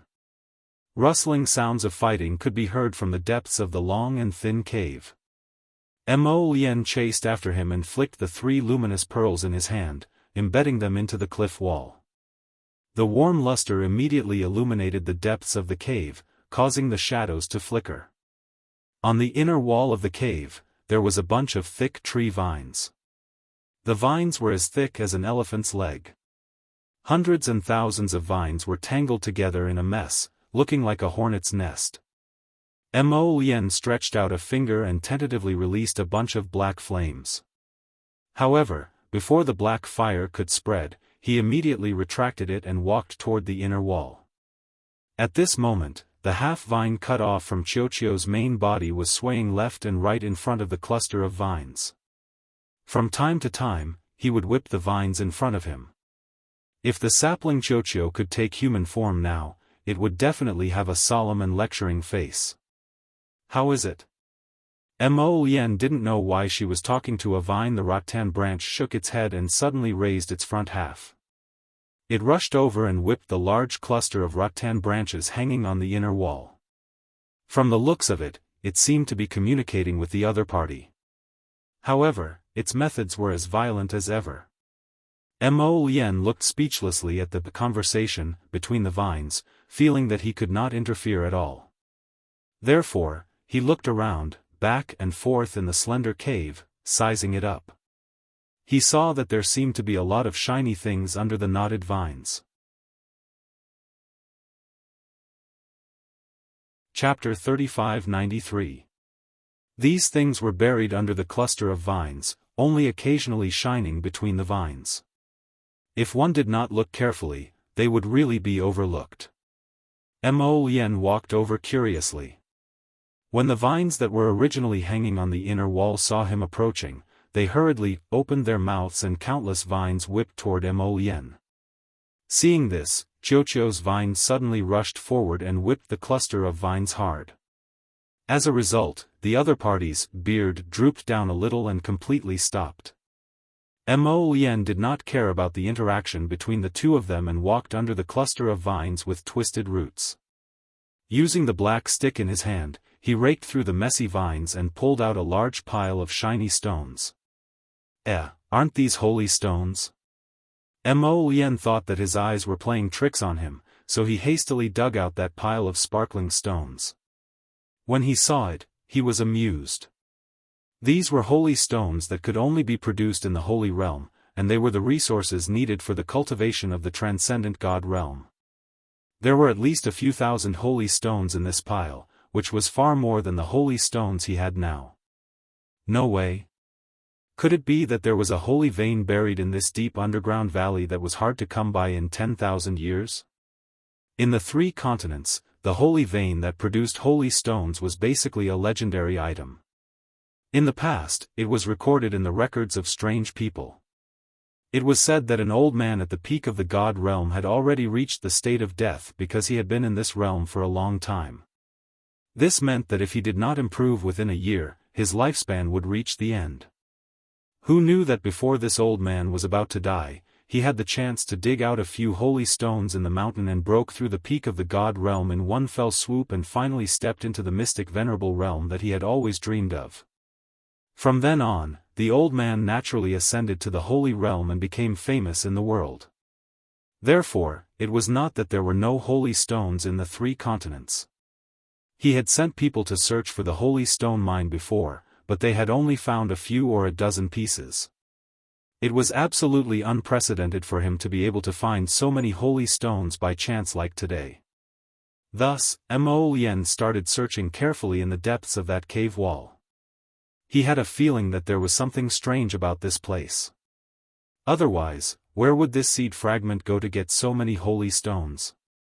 Perhaps there was something strange underground or in the depths of the cave. Mo Lien reached out to touch the cold stone wall. After touching it for a while, her fingers suddenly paused.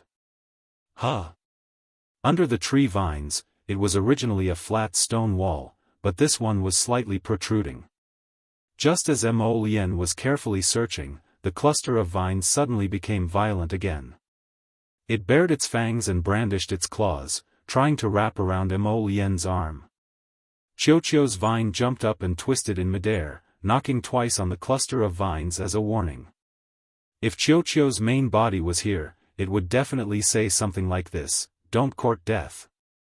Courting death didn't end well. This seed fragment grew in this deep valley cliff all year round. Although it was sentient, it was completely incomparable to the fragment found in the Royal Academy and Arbor. If that fragment had the intelligence of a 7- or 8-year-old child, this one was probably only 1 or 2 years old. Qiuqiu's vine alone could reprimand this thing until it was docile. If it was the previous few pieces, it would probably not work. Mo Lien dug at the bottom of its tree vines and finally pulled out a small, lustrous green ball from within. Chapter 3594. This ball was woven from emerald green tree vines and looked like it was overflowing with green light. When that bundle of tree vines saw Prince Mo take out this vine ball from its vines, it instantly became somewhat anxious. However, it shook its countless vines and attacked Crown Prince Mo. At this moment, it no longer cared that Chiuchiu's vine was writhing in the air to stop it. As if someone had stepped on its tail, this bundle of tree fragments hurled itself at Mo Lien in a flurry of attacks.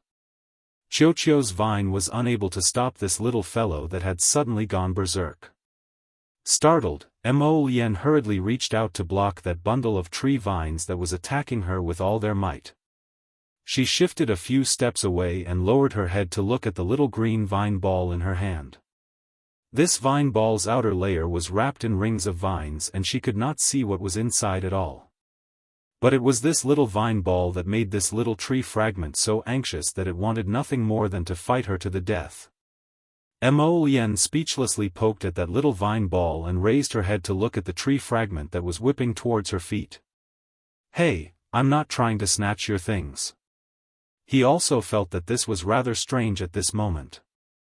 Previously, this fellow did not react at all when he pulled out a large pile of holy stones from under its tree vines. Who would have thought that just by taking a small ball of rattan, he would be able to stimulate the seed fragment? Could it be that there was something strange about this little vine ball? Mo Lien lowered her head and shook the little ball in her hand, releasing a strand of divine sense into that vine ball. However, it seemed to have hit some kind of barrier and was almost bounced back out. This time, Prince Mo felt even more strange. He simply took a few steps forward and stroked that bundle of tree vines as if to comfort it. "Alright, don't be nervous. I'm not going to hurt it, I'm just going to see what this is." Chiuchiu's branch climbed to the top of the bundle of tree vines and whipped it hard, as if warning it not to act rashly. Although the tree vines were unconvinced and still wanted to whip student Mo Lien, they obediently stopped after being whipped by Chiuchiu's branch. However, at this moment, it crawled down from the inner wall. From the center of that bundle of tree vines, a little green person the length of an arm crawled out and crawled to Mo Lien's side like a baby, forcefully rubbing against his robe. Mo Lien had already sat down leaning against the mountain wall. When he saw the little green figure approaching, he picked it up and threw it onto his shoulder. "I'll bring you back later. Your master will definitely be very happy to see you." Mo Lien patted the little green person's head. This little thing already had a nose and eyes, and had transformed into the appearance of a small person. However, his small face was still green, and he looked a little frightening. The little green man shook its limbs, seemingly trying to stop Mo Lien from peeling off the rattan ball with all its might. "What's the hurry? Let's see what it is." Mo Lien patted it exasperatedly, casually clearing away the layers of vines wrapping around the vine ball. Inside, she revealed a bundle of green, sparkling and translucent object. It was like a ball of water that had congealed into a paste, wrapped into a round ball and gently bounced on Mo Lien's palm. When Chiuchiu's branch saw this object, it immediately rushed over. At the last second before it almost collided with the object, Mo Lien reached out and held it tightly in her hand. Chiuchiu's vine jumped restlessly in Mo Lien's hand, as if it was very excited. However, Mo Lien could not be bothered with this little thing at this time. Chapter 3595. All of his attention was focused on the green paste. To be precise, his gaze was fixed on the inside of the paste. He saw a transparent little person with long black hair, walking around in the transparent water ball. Mo Lien's gaze was fixed on the little person. He was stunned for a long time before he slowly lifted her up and looked at her carefully. His heart was like a huge wave that surged to the heavens, as if it was overturning rivers and seas. This wasn't this his Jojo? Chiuchiu's branches, which were originally charging left and right in his hand, also quieted down and slowly crawled out from Mo Lien's palm. They seemed to be very curious as they continuously circled around that glistening green paste. This can't be the essence of the holy wood, right? Mo Lien thought to himself. Logically speaking, this little green person was just a fragment of the holy wood that had just gained sentience. How could it encircle half of Jojo's soul and consciously protect it? Could it be that this was the concern of the unseen? But how did this fragment of the small tree find Jojo's soul? The above was not the main point. What shocked Mo Lien the most was that his Jojo actually had a fragment of his soul. He had never heard the little guy mention it before. His gaze fell on Sir Jojo, who was wrapped in the holy wood essence. This little person was expressionlessly walking back and forth in the sphere wrapped in the holy wood essence. She did not stop for even a moment. As she walked back and forth, Mo Lien even felt like bursting out in laughter as he watched her walk back and forth. He stretched out his finger and poked the paste.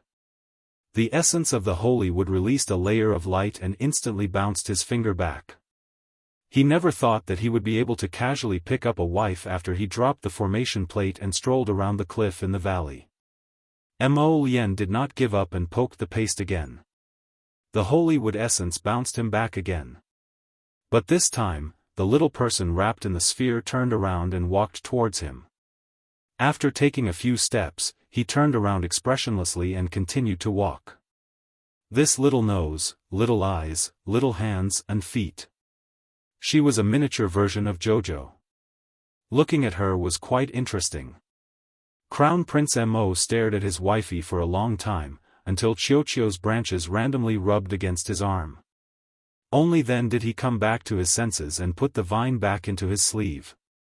He raised his hand and put the messy bundle of vines into a storage talisman. He raised his hand and patted the little green person's head. Be good and stay in the storage talisman. I'll let you see your real master later. After speaking, he put the little green person away. Looking down at the holy wood essence in his hand, Mo Lien's lips slightly and a smile appeared in his eyes. No matter what, he had gained quite a lot from this trip. Rather than letting his imagination run wild here, he might as well hurry back and ask his wife about this soul remembrance. He took a deep look at Lady Qiao Qiao's soul remembrance and carefully stored the holy wood essence into his inner world. He then turned to look at the large pile of holy stones on the ground and swept them all into a storage talisman. When luck came, there was really no stopping it. But speaking of which, he forgot to ask the little green person where he got all these holy stones. Mo Lien thought for a moment and let the little green person out of the storage talisman.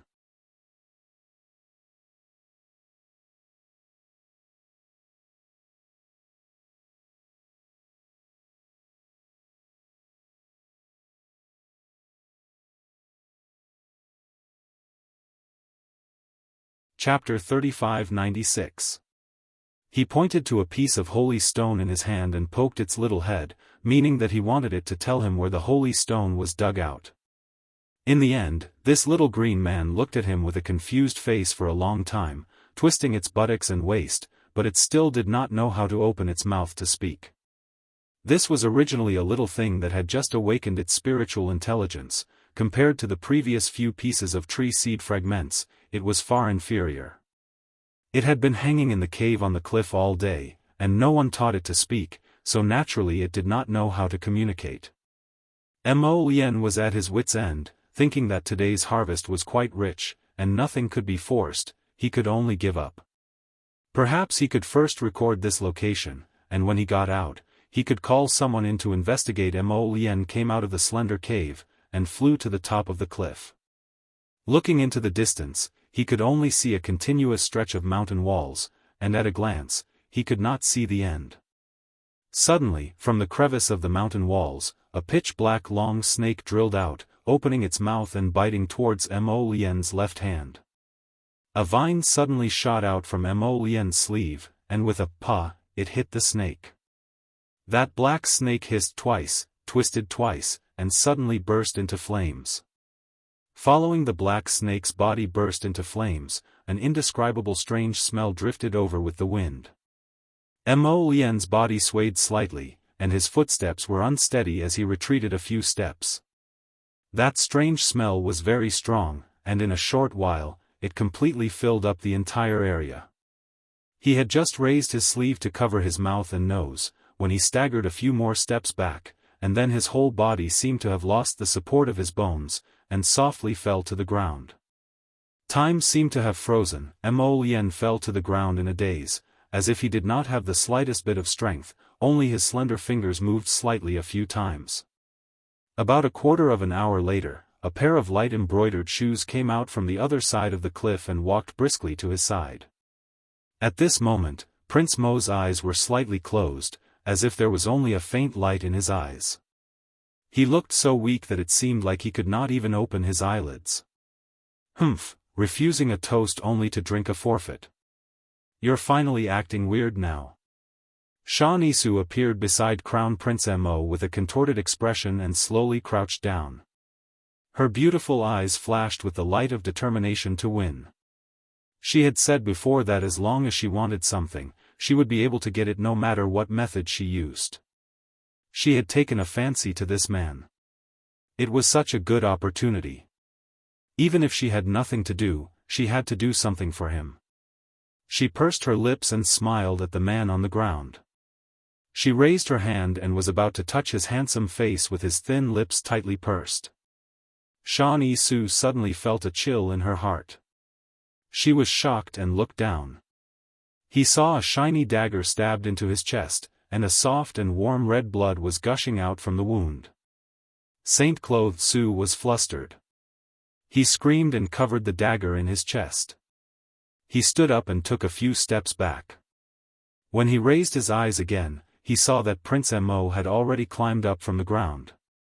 A pair of dark phoenix eyes were emitting a gloomy cold light, staring straight at him.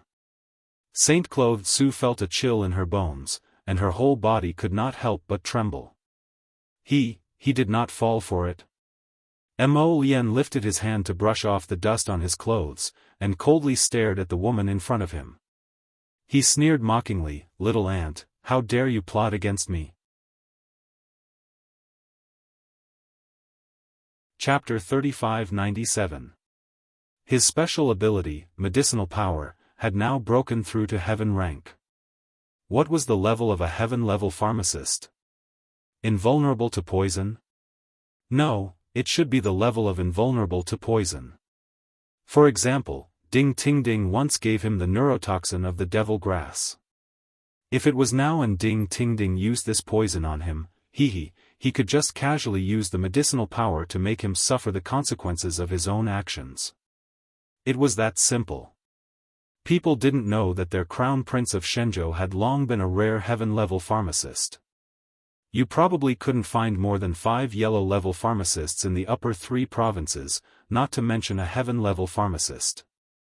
Wang Dongping of Huiping village, who had used so many corpse puppets to gain experience, was now only an advanced pharmacist. He was still far away from the yellow level. The efficacy of an advanced pharmacist could control the corpse poison in the human body to a certain extent. There were very few apothecaries. Otherwise, Crown Prince Mo wouldn't cherish a mere advanced-level apothecary like Wang Dongping. Therefore, Shan Isu was simply overestimating herself by showing off her venomous snake and wanting to use this kind of poison to deal with the Crown Prince. Shan Isu's fingers covering her chest couldn't help but twitch and tremble. The gaps between her fingers were filled with blood, dripping down in streams, causing her face to instantly become incomparably pale. Your Highness. Single-clothed Su staggered back step by step, murmuring to beg for mercy. Yes, it's Susu who was blinded by pig oil. Susu knows she's wrong. I beg you, let me go this time. Mo Lien coldly stared at the woman in front of him. This was the first time that a man looked at her with such a focused gaze. Shan Isu didn't feel happy at all.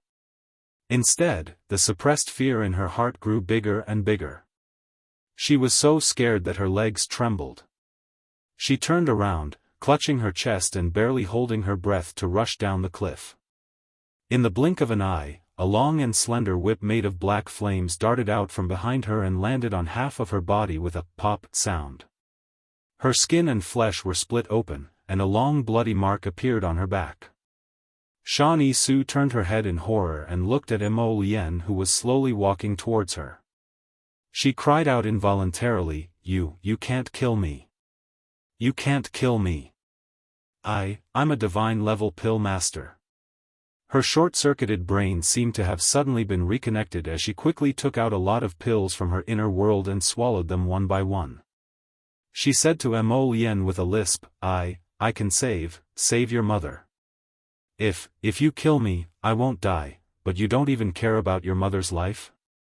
Mo Lien gazed at her indifferently. Oh. You can save the Empress? Yes. As long as I find the phoenix wood, remote ghost grass, snow region flower, and jade blood vermilion fruit, I can gather the ingredients to refine the soul-returning pill for your mother. I can, 10%. Mo Lien interrupted her with an indifferent expression and said coldly, with your current pill-refining realm, the success rate of refining the soul-returning pill is only 10%. A 10% success rate was equivalent to giving her a pile of good herbs to waste. It was as difficult as ascending to heaven to refine it successfully. No. Shan Yisu's pupils contracted. I'm useful. I'm still useful, Your Highness. Chapter 3598. You're useless. Mo Lien coldly interrupted her. He raised his hand and countless black flames jumped on his fingertips. Alchemist Shan. He said coldly, you shouldn't have provoked me again and again. She knew now. She knew that this man really hated her to the extreme. Even if she walked by his side, it seemed that she was not allowed to. Yes, she was too conceited. She thought that she was a dignified divine-grade alchemist. Even if the crown prince didn't give face to the monk, he would give face to the Buddha. He would definitely favor her. She didn't expect that the crown prince was such a crown prince. She was killed by her own conceit. Shan Yisu covered the wound on her chest. Her eyes were dark and hard to understand. Undercurrents were surging. If you kill me, my master won't let you off. My life card is in the City of Shadows. My master is the City of Shadows. Third City Lord. If you kill me, my master will definitely not let you off. Mo Lien gazed at her coldly, and with a flip of his hand, a giant palm formed from black fire pressed down on her face. I really have a way to save your mother. Shan Yisu shouted with a trace of fierceness. The huge palm formed by the black flames had already covered her face. Shan Yisu's heart was in a mess. She was anxious, angry. She was now in the prime of her life. Her future was limitless. How could she be willing to die like this? She struggled to throw out an object and roared with a distorted expression, since you want me to die, then accompany me to die. This damned man didn't give her any face. He would pay the price for his arrogance. On the road to the Yellow Springs, he would become her stepping stone. The huge palm of black flames suddenly slapped the place where Shan Yisu was lying. At the same time, the red stone that Shan Yisu threw out completely exploded. A huge heat wave rolled out from the inside of the stone and engulfed the two people. A loud bang exploded in Mo Lien's ears. That huge force sent him flying several feet away. This was followed by a series of rocks rolling down the cliff. The entire cliff was shaken by a strong force and trembled violently. Prince Mo subconsciously levitated into the air. When he looked down, he saw that the woman's figure had already been crushed by countless rocks. A suction force came from under his feet. Mo Lien's expression turned cold as she was pulled down a few feet. However, he quickly stabilized his body and looked down coldly at Shan Yisu, who was completely buried by a large pile of rubble. He frowned slightly. The firearm that Shan Yisu threw out at the last moment was very powerful. If he was not wrong, it should be the fire glaze from the City of Shadows. It was said that the fire glaze in the City of Shadows was divided into 9 grades according to its power. He had once used 3 grade 9 fire-colored glass to destroy a small town, killing more than 1,000 cultivators. He didn't know what grade the fire glaze in San Yisu's hand was. She used this fire glaze to tell Mo Lien that she was indeed from the City of Shadows and didn't lie to him. Who knew that Mo Lien didn't care who she was and dealt with her as he should? The cliff that they were standing on was now being destroyed by the fire glaze. Pieces of the cliff were sliding down the cliff. That strange suction force came from under Mo Lien's feet again. Chapter 3599. It appeared that the formation disk that sucked him into the depths of the ground was still in effect. After Mo Lien's body was pulled down several dozen feet, she stopped and hovered in midair. At this moment, he was only a few meters away from the craggy ground below. As for San Yisu's figure, he had already been completely buried by the falling rocks from the giant peak. Mo Lien pondered silently as he hovered in that direction. If his conjecture was correct, it seemed that he could only leave this place by finding where the formation disk had sunk and shattering it. Otherwise, he would be trapped here by the formation disk's suction force. Prince Mo raised his hand and released 2 golems. He coldly said, "Follow me." My Qiao's section break, my good granddaughter, don't resent your great-grandfather for nagging. It's mainly because you don't like to talk, right? The old man followed closely behind Xiao Mu the entire time as he prattled on. You said that old woman from the Holy Water sect is your grandmaster. Then in that case, we already had a rather deep relationship back when we were in the Holy Water sect. After all, this old man also guided that old woman back then. Speaking of which, I can be considered half a master to that old woman. The old man smugly clasped his hands behind his back and faced the sky. Seeing Arbor abruptly turn around to stare at him, the old man reflexively crossed his arms in front of his chest and stammered, "Gunna, don't throw explosion talismans again. I'm telling you. My Morning Sun Pavilion has been passed down for many years.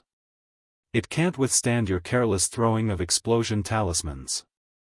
If you don't use these explosion talismans well and it attacks Morning Sun Pavilion, the entire Morning Sun Pavilion's barrier will collapse. Then what will great-grandfather give you to inherit in the future? Don't you think so? You old geezer, it's like you haven't spoken to anyone in several hundred years. Why are you so garrulous?" Xiao Mu turned around and continued walking forward. She passed through the bamboo forest and stopped beside a stream. Hey. The old man hastily jogged to her side and said indignantly, "Child, how can you talk about great-grandfather like that? I'm telling you, it's not that great-grandfather is long-winded. You are the one who doesn't talk much."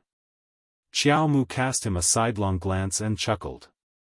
The old man clasped his hands behind his back and said happily, "I've waited for so many years, and I've finally waited for you. In the future, I'll leave Chaoyang restaurant to you." "What do you mean?" Arbor turned his head and glanced at him. The old man blew his beard and glared. "You still don't understand? You have my universal jade talisman in your hand. As long as it's a treasure ground with a talisman array that I set up, you can enter it. This?" Arbor lifted his wrist, and a round jade bracelet appeared in front of the old man's eyes. The old man looked at the pine and cypress carved on the jade bracelet and sighed. He stroked his beard and said, "Back then, this old man carved it bit by bit. This jade bracelet can open all the immortal abodes that the old man left on the divine land.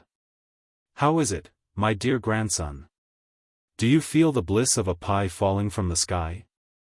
Arbor shook his head. "You experts like to use some immortal abodes that are of little value to lure people into working for you. After taking your benefits, I naturally have to work for you." Arbor glanced at him coldly. "Unfortunately, I don't have time. I don't deserve a reward for nothing. Those things, I feel like they're hot to the touch, so I don't want them." The old man suddenly had the urge to vomit blood. What's going on? Children these days are actually so hard to deceive. Chapter 3600. Back then, if this old man was willing to announce in the 3 states that he wanted to take in a personal disciple, who knew how many people would break their heads and cry, begging to hug his thigh. He didn't expect to meet this little girl today, but he was defeated again and again. Could it be that this old man had to cry and beg her to accept his big gift? The old man's expression became slightly serious, and he coughed. You're a child of Mu Tsang's bloodline. He didn't expect Mu Tsang, that serious child, to be able to teach such a cunning fox and fiery little girl. It was a bit rare. My name is Arbor. Arbor coldly interrupted the old man and said indifferently. What? The old man was just a wisp of soul, so of course, he couldn't understand so many things. When he heard Lord Jojo's surname, he was stunned and couldn't help but ask, You're not a child of my Mu family? Impossible. He immediately denied it himself. This old man can feel the pure power of the Mu family's bloodline in you. You must be from the direct line of Mu Tsang's bloodline. And this child's bloodline power was mixed with a strong water spirit power. She must be, you should be the little girl born from the marriage between my family and the Long family. Your mother should be from the Sea Dragon clan of Forgetfulness River. How can your surname be Qiao? You're a child of my Mu family. The old man rolled his eyes in annoyance and interrupted Arbor's words. He continued to talk to himself. I don't care, you're a child of my Mu family. Your great-grandfather's good grandchild, don't try to deny it. It's no use even if you don't admit it. We have the bloodline talisman, we can make you show your true form in minutes. Arbor rolled her eyes. Show her true form? Did he think she was a snake demon? Xiao Mu grumpily threw the old man a cold glance before squatting down and using her hand to touch the small stream in front of her. TSK, the water was cool and clear. It really felt like a real stream and not a scene created by spirit power. Child. The old man simply pulled out a small stool from his inner world and sat beside Arbor. He said earnestly, Let me tell you, I don't have any requirements for you. I don't want you to do anything or do anything. These, and those, the things in Chaoyang restaurant, I'll give them all to you. In the past, great-grandfather excavated many grotto heavens and immortal abodes in the 3 prefectures. They were treasured lands of the divine realm. As long as you get close to that area, the bracelet will sense it and lead you to it. Gold, silver, and treasures are nothing. Talismans and medicinal pills are just appetizers. The most important thing is that my great-grandfather had once excavated a holy stone vein. The old man said complacently and happily. But you don't have to worry. I've sealed the holy vein with 18 layers of talisman formations. Ha ha ha. Apart from the 2 of us, no one else can enter. Arbor glanced at him. You're so rich, and you've excavated so many things. You even have the existence of a holy vein. Why don't you use it to support your family? The old man blew his beard and glared. This bunch of unworthy bastards, they only know how to think about this old man's ancestral property. They don't work hard and don't learn well. They only want to live off their elders. No, no, no. Your great-grandfather's good grandchild. I'll leave all my things to you. I won't give them a single cent. The old man waved his hand and chuckled as he dragged the stool to Arbor's side.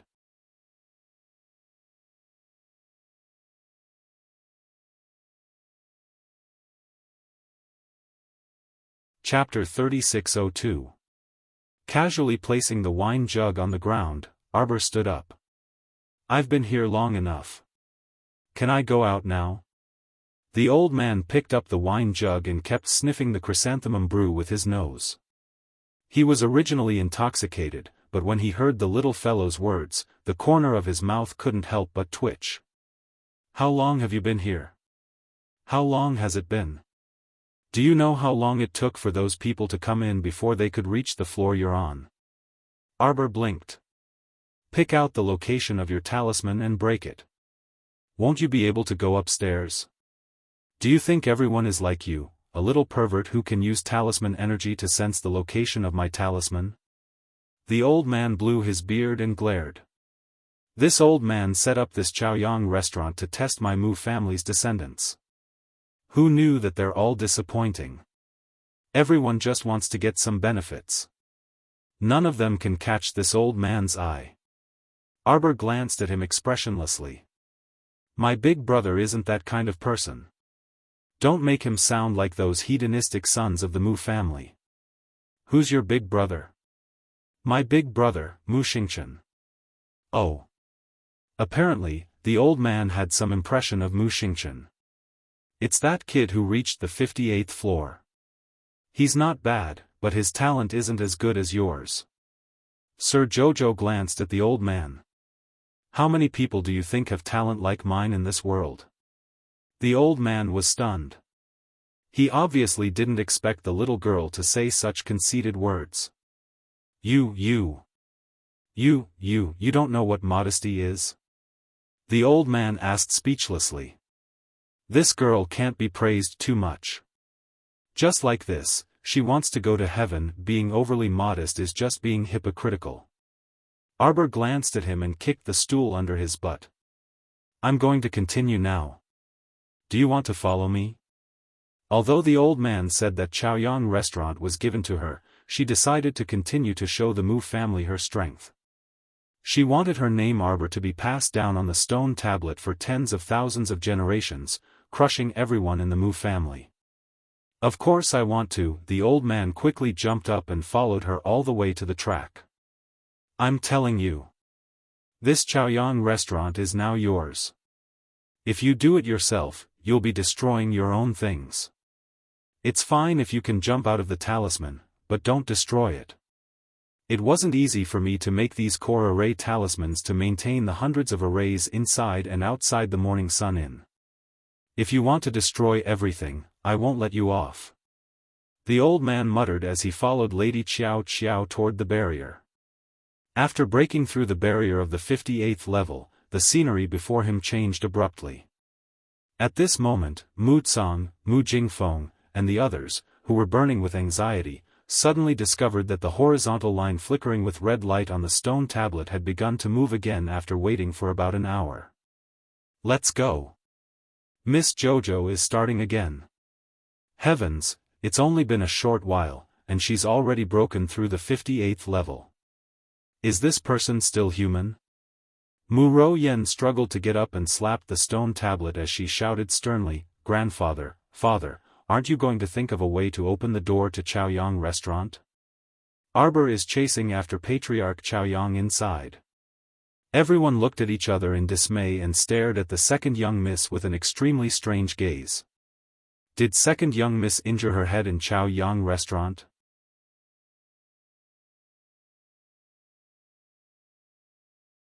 Chapter 3603. Even if there was only a wisp of the Patriarch's soul inside, with Miss Jojo's skinny arms and legs, how could she chase after the Patriarch? Seeing that everyone was looking at her like that, Mu Ro-yen hurriedly pulled Mu Ro-yen aside. Sister, tell us. Tell us. You saw it with your own eyes, right? That Arbor must have really gone crazy. He caused a ruckus in Chaoyang restaurant and even chased after the Patriarch all the way. Although we were a few floors below, we could still hear it clearly. At that time, Arbor chased after the Patriarch and threw explosion talismans at him, and the Patriarch was still screaming. Everyone looked at each other as if they were in a fantasy.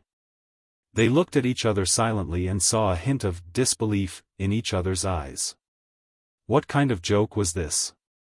He chased after the Patriarch and threw explosion talismans at him, beating him until he screamed? Why did it feel like child's play? Mu Ro-yen's little face was cold as she stomped her feet. I don't know the details, but Arbor must have hit our Patriarch Chaoyang. Mu Jingfeng glanced at his father and coughed. Father, look, this? What should we do? The corner of Mu Tsang's eyes twitched, and he instantly felt a little tired.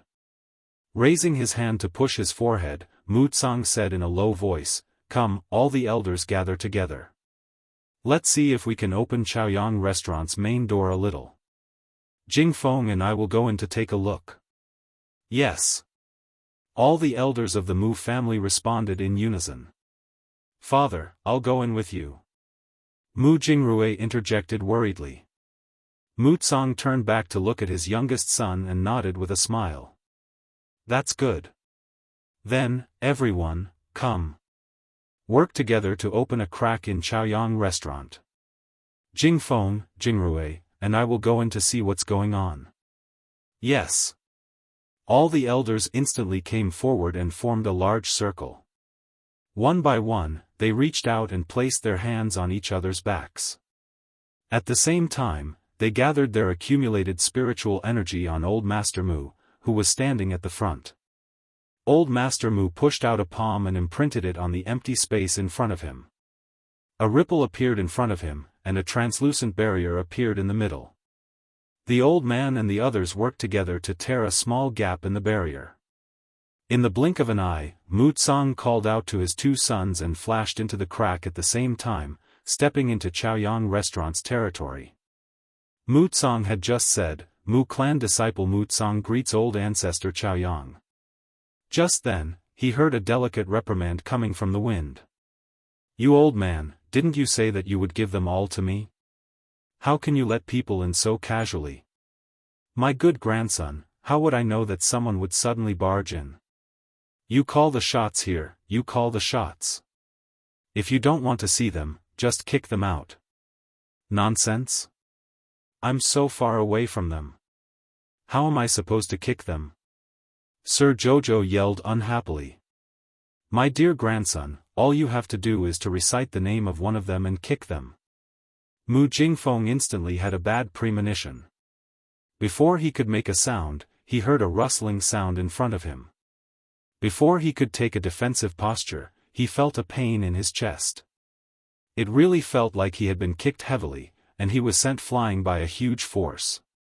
At this moment, a group of elders was sitting cross-legged outside, conserving their energy and regulating their breathing. In a while, they would have to open the crack in Chaoyang Restaurant's door again to bring the family head and the rest out.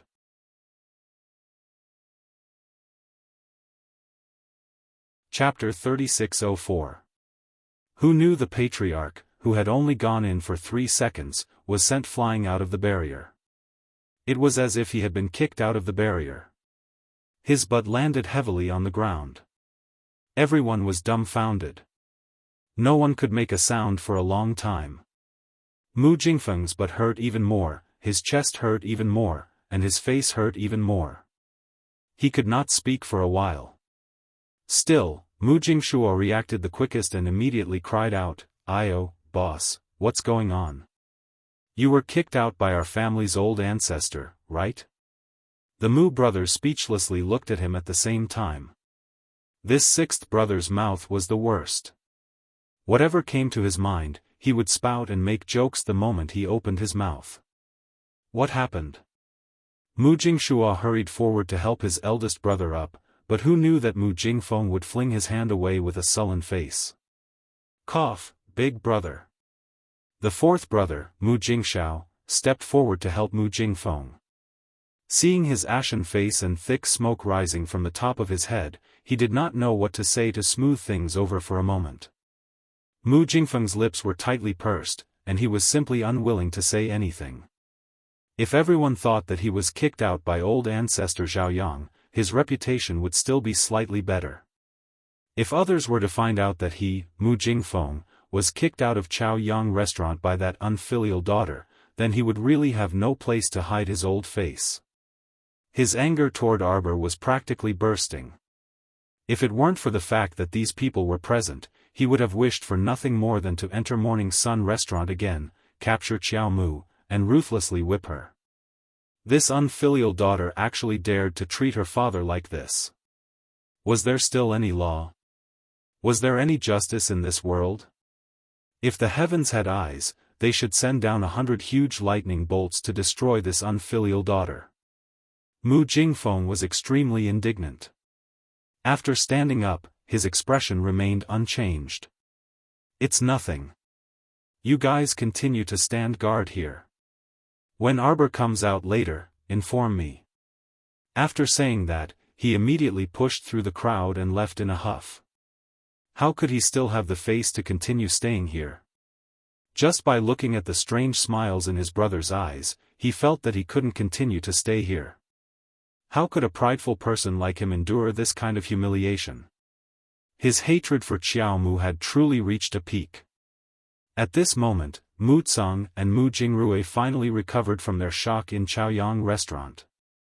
He cupped his fists at the air in front of him and said respectfully, "Mu Tsang greets old ancestor Zhaoyang. What are you two doing here?" Old ancestor Zhaoyang was no longer the talkative old man he had been when he was talking to Arbor. A big, solemn face suddenly appeared out of thin air in front of Mu Tsang and Mu Jingrui. With a face full of resentment, he said, "I previously said that only my Mu family's younger generation can enter this Chaoyang restaurant. What are you two doing here? Get out." "Yes, yes." Mu Tsang repeatedly said, "Ancestor, are you all right? What could possibly happen to me?" Forefather Chaoyang snapped. "Get out of here. Don't obstruct my good grandson from climbing the stairs." Mu Tsang and his son Mu Jingrui exchanged glances. Mu Jingrui promptly bowed and hesitated before saying, "Ancestor, Jojo is still young and has a reclusive personality. Her actions are a bit out of line. If she has offended you in any way, I hope you won't hold it against her." "What nonsense are you spouting?"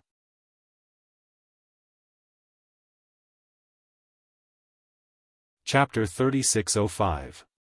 Patriarch Chaoyang revealed a protective expression and grumpily scolded Mu Jingrui, "You're the one who's eccentric and out of line. My good granddaughter just doesn't like to talk, that's all. She's smart and quick-witted, who knows how many tens of thousands of times more outstanding than you people. Hurry and scram. Don't obstruct my good granddaughter from climbing the stairs. I'm afraid my good granddaughter is going to break the record for the stone tablet in front of my Chaoyang pavilion."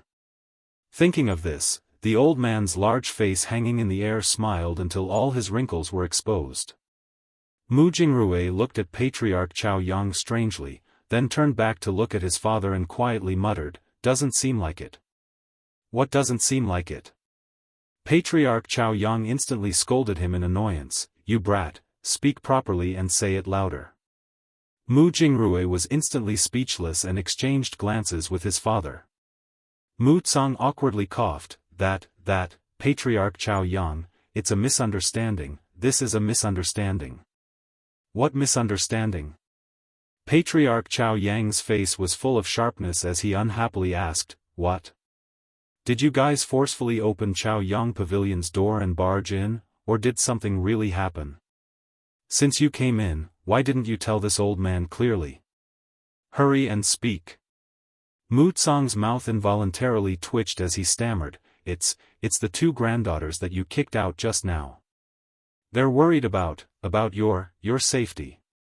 The more Mu Tsang spoke, the more he felt that he was a bit retarded if he said everything in front of Patriarch Chaoyang. Those two children's paths in this lifetime could be considered to have come to an end. Nothing, Patriarch."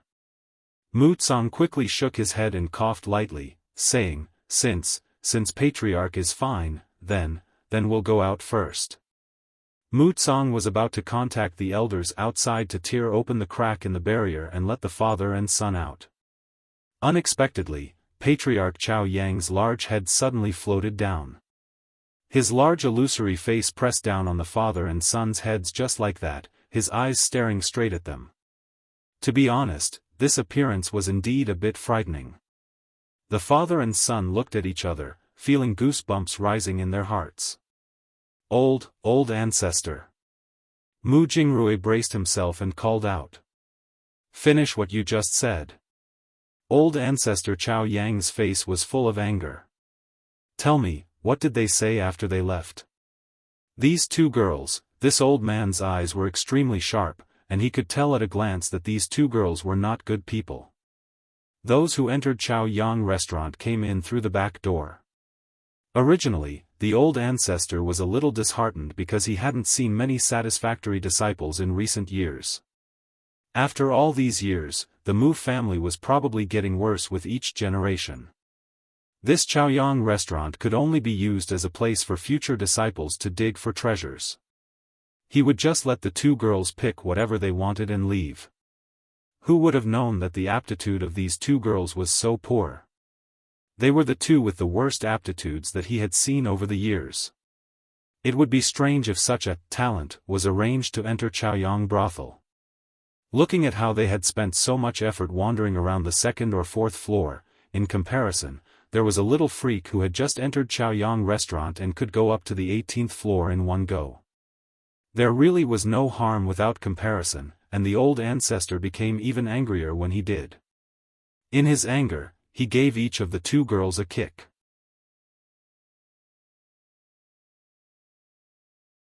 Chapter 3606. These two kicks caused Mu Ruyan and Mu Royun to be kicked out of Chaoyang restaurant by the forefather.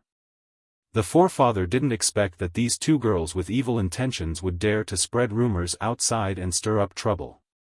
This was simply preposterous. Thus, when he got angry, Mu Tsang and Mu Jingrui felt a bit of pressure from the bottom of their hearts. Speak. Seeing that the forefather was about to get angry, Mu Jingrui didn't dare to hide anything.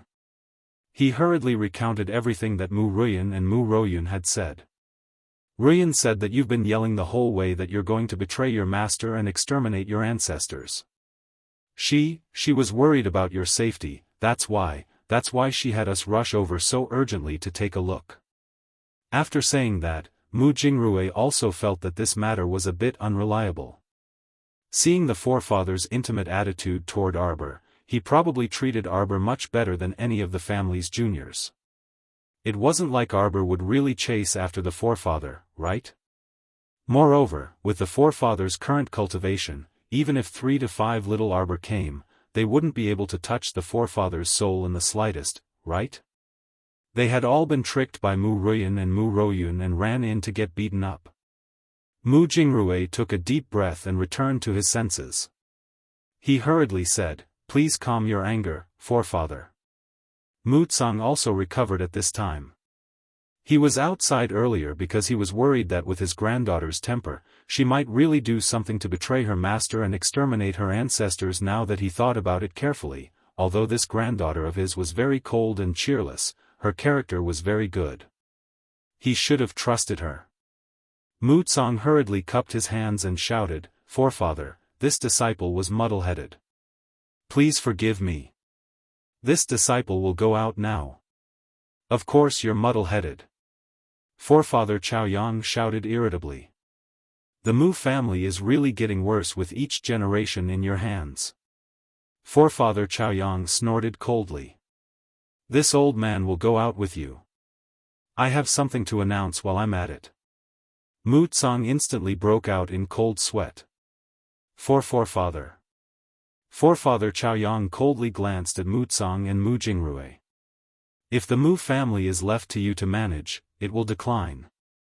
The most outstanding disciples of the Mu clan have all changed their names. What did you do? Is it because I haven't been on the continent for decades that you don't even have the brains to do things?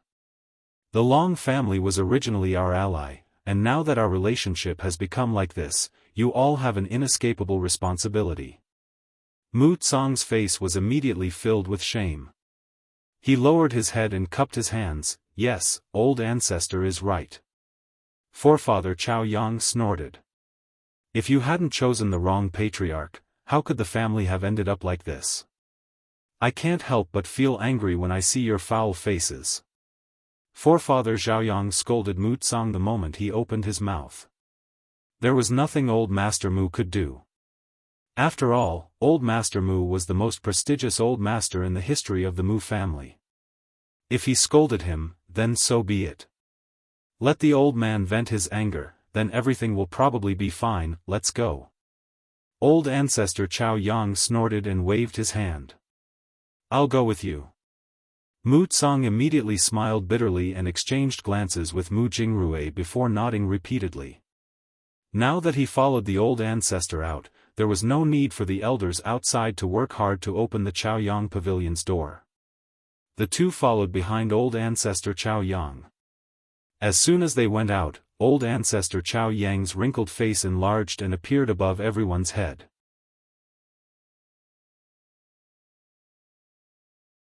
Chapter 3607. Who was the one who spread rumors in the clan? Who said that I was chased and beaten by my granddaughter? Ancestor Chao Yang roared as soon as he went out. Mu Ro Yen and Mu Ro Yun were so scared that they rolled on the ground. They didn't expect that Ancestor Chao Yang's soul could still come out of the Chao Yang pavilion. Greetings, greetings, Ancestor. The two sisters hurriedly crawled forward and respectfully kowtowed in front of Ancestor Chao Yang. Ancestor Chao Yang didn't care about their respect at all and continued to glare at them. Shameless! How dare you make up lies and slander my reputation? Did he not care about his reputation? If word got out that he was chased and beaten by his granddaughter with an explosion talisman, wouldn't he feel embarrassed? Ancestor! Ancestor, please spare our lives. Ancestor, please spare our lives. Mu Ro Yen and Mu Ro Yun were so scared that their hair stood on end. They didn't expect that Ancestor Chao Yang would really come out of the pavilion to settle the score with them.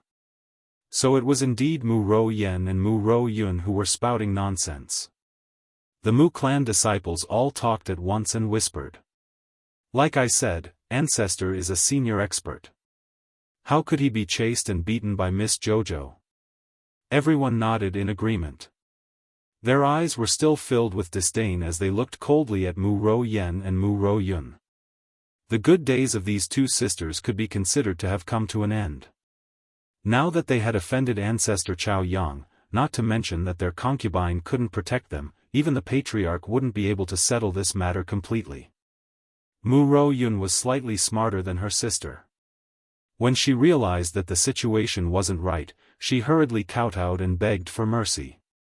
Her head hit the limestone floor and made a thumping sound.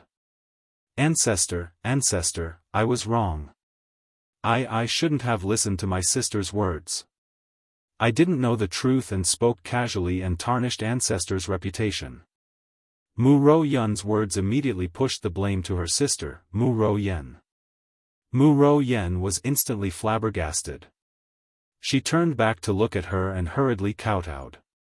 Matriarch, Matriarch, this has nothing to do with me. Old Ancestor Zhao Yang was too lazy to listen to their bickering. He waved his hand and said, as a disciple of the Mu family, if you harbor evil intentions, you will not be able to achieve great things in the future. Mu Tsang, from tomorrow onwards, send these two disciples out of the main family. Let them go to a barren land to temper their temperament. Mu Tsang smiled bitterly and nodded. He cupped his hands and replied, yes. Since the ancestor had spoken, he naturally had to do as he was told. Mu Ro Yen and Mu Ro Yun were completely dumbfounded. Did the patriarch mean that he was going to chase them out of the imperial capital and send them to a remote place where even the chickens wouldn't lay eggs or birds wouldn't shit? The two sisters, Mu Ro Yen and Mu Ro Yun, no longer cared about fighting each other. They wept bitterly and kowtowed as they begged for mercy. Arbor, who was climbing the stairs in Morning Sun Pavilion, didn't know that the ancestor's words had dealt with two people she hated the most. She didn't know how much time had passed, but Arbor felt that the scenery in front of her had changed many times. The people outside the pavilion had gone from shock and petrification to numbness. Before today, if someone had told them that someone could climb the entire 90th floor of Morning Sun Pavilion in one go, they wouldn't have believed it even if they were beaten to death.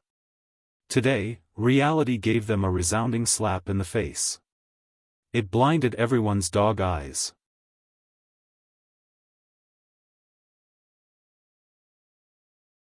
Chapter 3608. Arbor stood at the entrance of a mountain and looked up at the three words, Morning Sun Pavilion, hanging high in the air. He understood that he had finally reached the most crucial part of the climb. He reckoned that he would be able to reach the core treasure land of Morning Sun Pavilion after breaking through the 8th or 9th floor. The little fellow was a little tired after all the trouble. She ran into her own fish orchid planet and ate 2 colorful divine fish that Chiochio had roasted. She drank 3 cups of spirit tea and rested for a long time. Only then did she leave the star domain and continue climbing. After the 90th floor, not only did they need to search for array talismans, Arbor also began to encounter many ferocious beasts.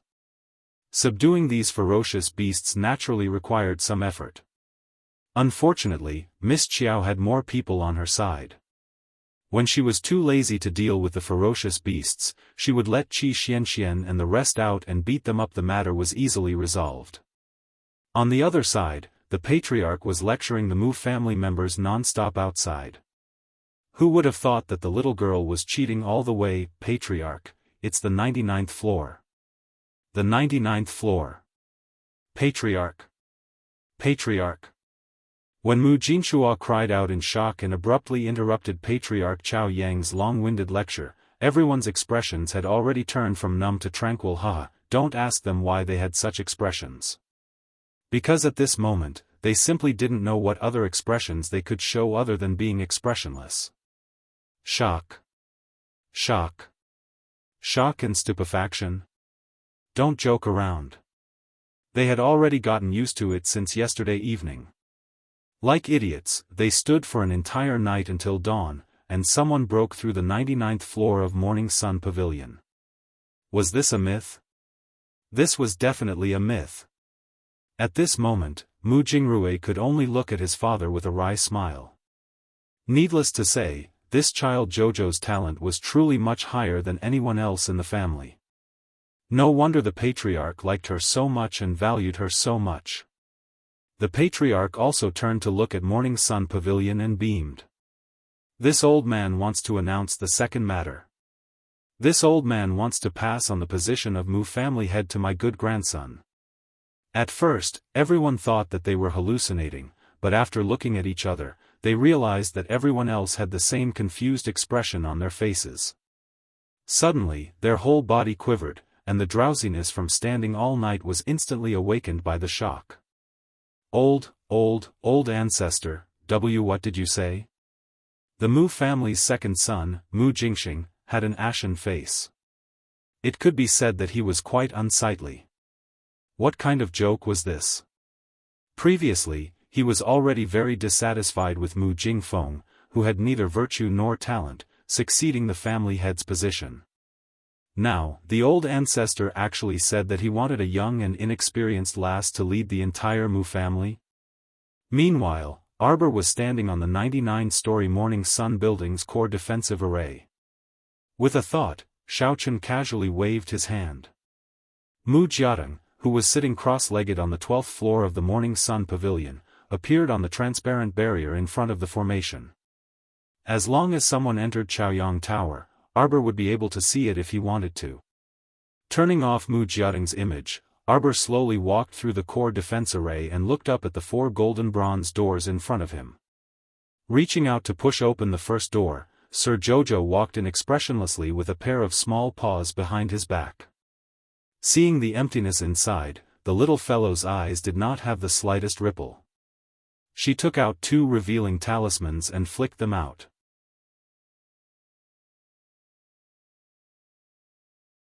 Chapter 3609. Rows and rows of bookshelves slowly appeared in the originally empty space in front of her. The antique air was filled with the scent of books and ink. Neatly arranged books were all placed on the bookshelves carved from red sandalwood. Mo Fei. Arbor walked towards the bookshelves and suddenly felt her vision blur. The rows of bookshelves had disappeared, and she felt as if she was standing under a vast starry sky. Scattered in front of his eyes were lumps of milky white halos, scattered in a disorderly manner. These halos were all floating in front of Arbor. They were of different sizes and shapes.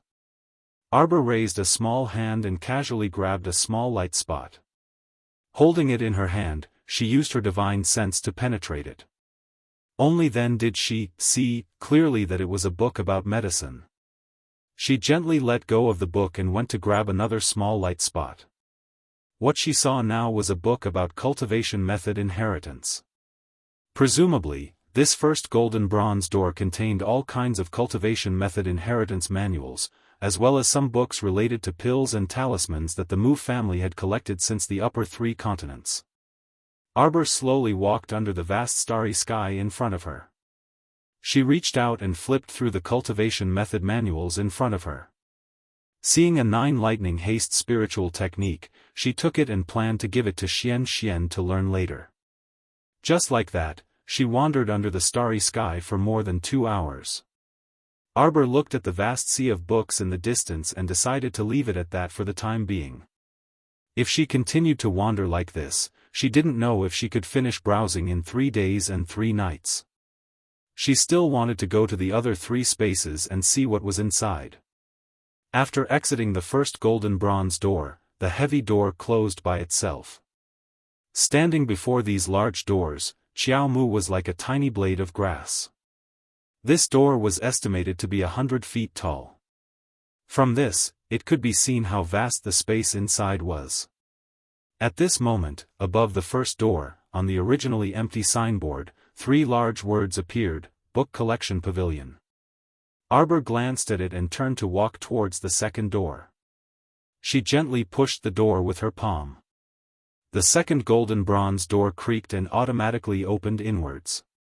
The little fellow stomped through the door, leaving a slender shadow at the door.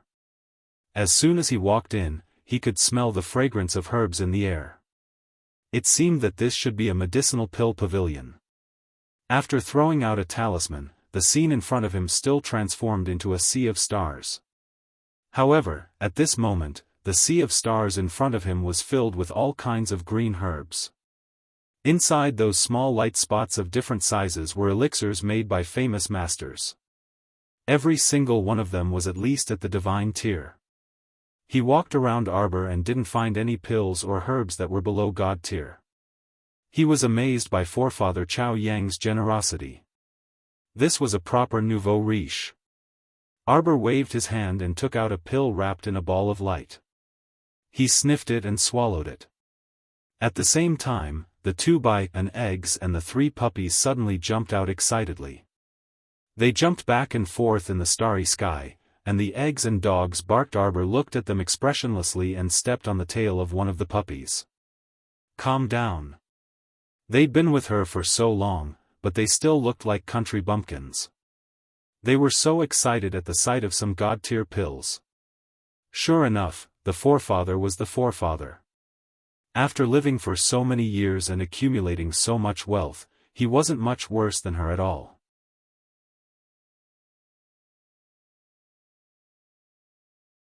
Chapter 36:10.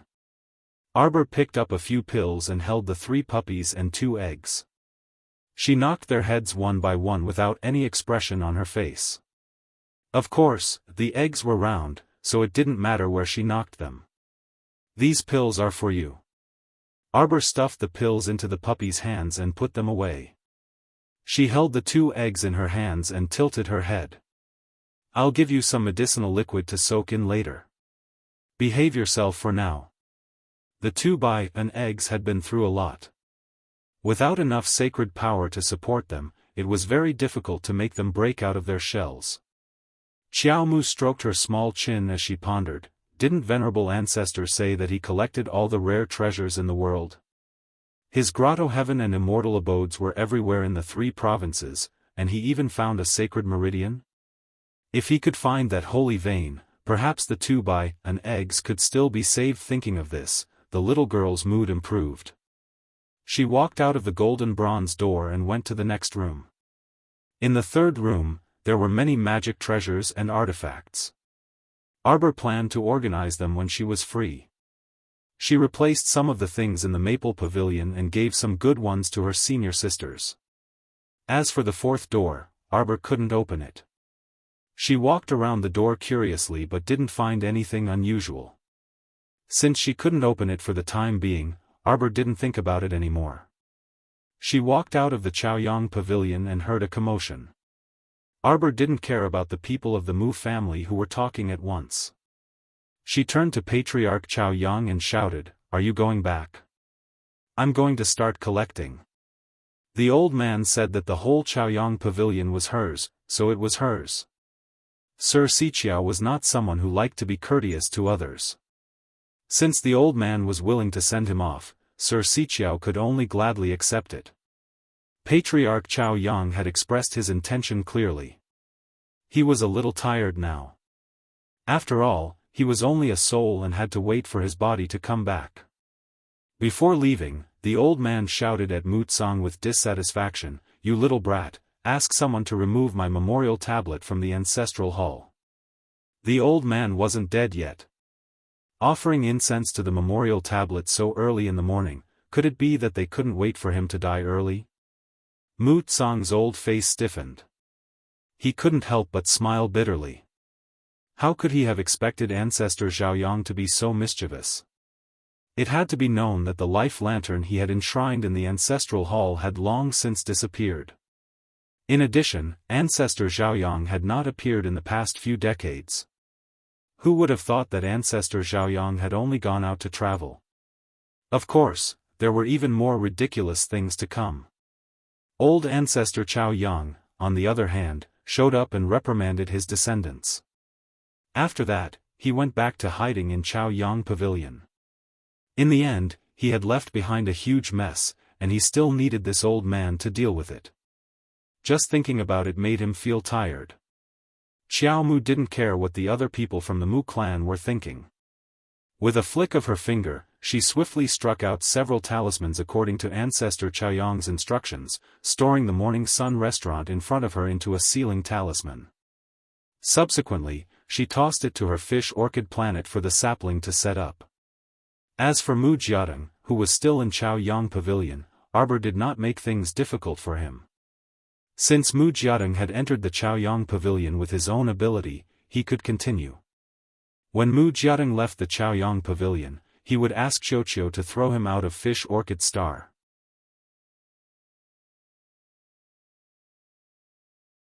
Chapter 36:11. Everyone in the Mu family, from the elders to the disciples, had complicated expressions on their faces as they watched this little girl take away the entire Chao Yang Pavilion. If someone had told them that Chao Yang Pavilion would be taken away by a Mu family disciple one day, they would never have believed it. However, today, reality slapped them twice on the right after slapping them on the left side of their faces. Painful, it really hurts. Especially Elder Qing and the others, the expressions on their old faces were very interesting. Previously, they had been making things difficult for this little ancestor by not letting her enter Chao Yang Pavilion. In the end, not only did the little grandaunt enter the Chao Yang restaurant herself, she also reached the 99th floor in one go, breaking the Mu family's 100-year record. Now, she even sealed the entire Chao Yang restaurant and took it away. She took it away. Regardless of whether this fella took Chao Yang Pavilion into her storage talisman or not, this Chao Yang Pavilion had become this fella's private property from now on. How could they accept this? How could they endure this? None of the Mu family members could bear it, let alone Elder Qing and the others. The smiles on their old faces were long gone as they frequently looked in Mu Tsang's direction. Mu Tsang didn't say anything and only looked at Arbor with a gentle gaze. "Jojo, come with Grandpa to the hall. Go invite the patriarch, the first elder, second elder, and third elder to come to the hall." Hearing this, everyone looked at each other and couldn't help but sigh in their hearts. "You guys come too." Mu Tsang nodded faintly at Mu Jingxing, Elder Qing, and the others before turning to leave. Sir Jojo didn't know what had happened and only looked curiously at everyone's expression as if they had stepped on dog poop. It seemed rather interesting. Everyone looked agitated and uneasy, especially the second son, Mu Jingxing. He almost couldn't control the twitching muscles on his face and the angry expression on his face. "Father, wasn't old ancestor's decision a little too hasty?" Mu Jingxing shouted at his father's back as he hurriedly left. Mu Tsang ignored his sons clamoring behind his back and just sped up his pace to leave. Mu Jingxing turned around and glared fiercely at Arbor. Arbor was even more baffled. She could not figure out what was wrong with Mu Jingxing to suddenly make things difficult for her. But it didn't matter. Anyway, she had never put Mu Jingxing and the rest in her eyes. As for what they thought of her, it had nothing to do with her. Because of Mu Tsang's order, everyone could only resentfully walk towards the main hall. However, there were still many people who looked at Arbor strangely from time to time. Arbor thought that they were probably jealous that she had obtained all the treasures in Chaoyang Tower. Since she had indeed gained a lot of benefits from this trip, if these people wanted to glare at her, then let them be. Jojo decided to put up with them until he couldn't take it anymore. Then, he would smack them to death and teach them a lesson. In this way, the Mu family entered the Mu family's main hall with a strange atmosphere. Those pairs of strange eyes glanced at Arbor from time to time, but no one dared to provoke her. In the end, how this matter would develop depended on the old patriarch. It wasn't something that could be decided by a bunch of small fries shouting here. Everyone filed into the main hall and sat down. You're tuning in to the Dreamy Chapters YouTube channel.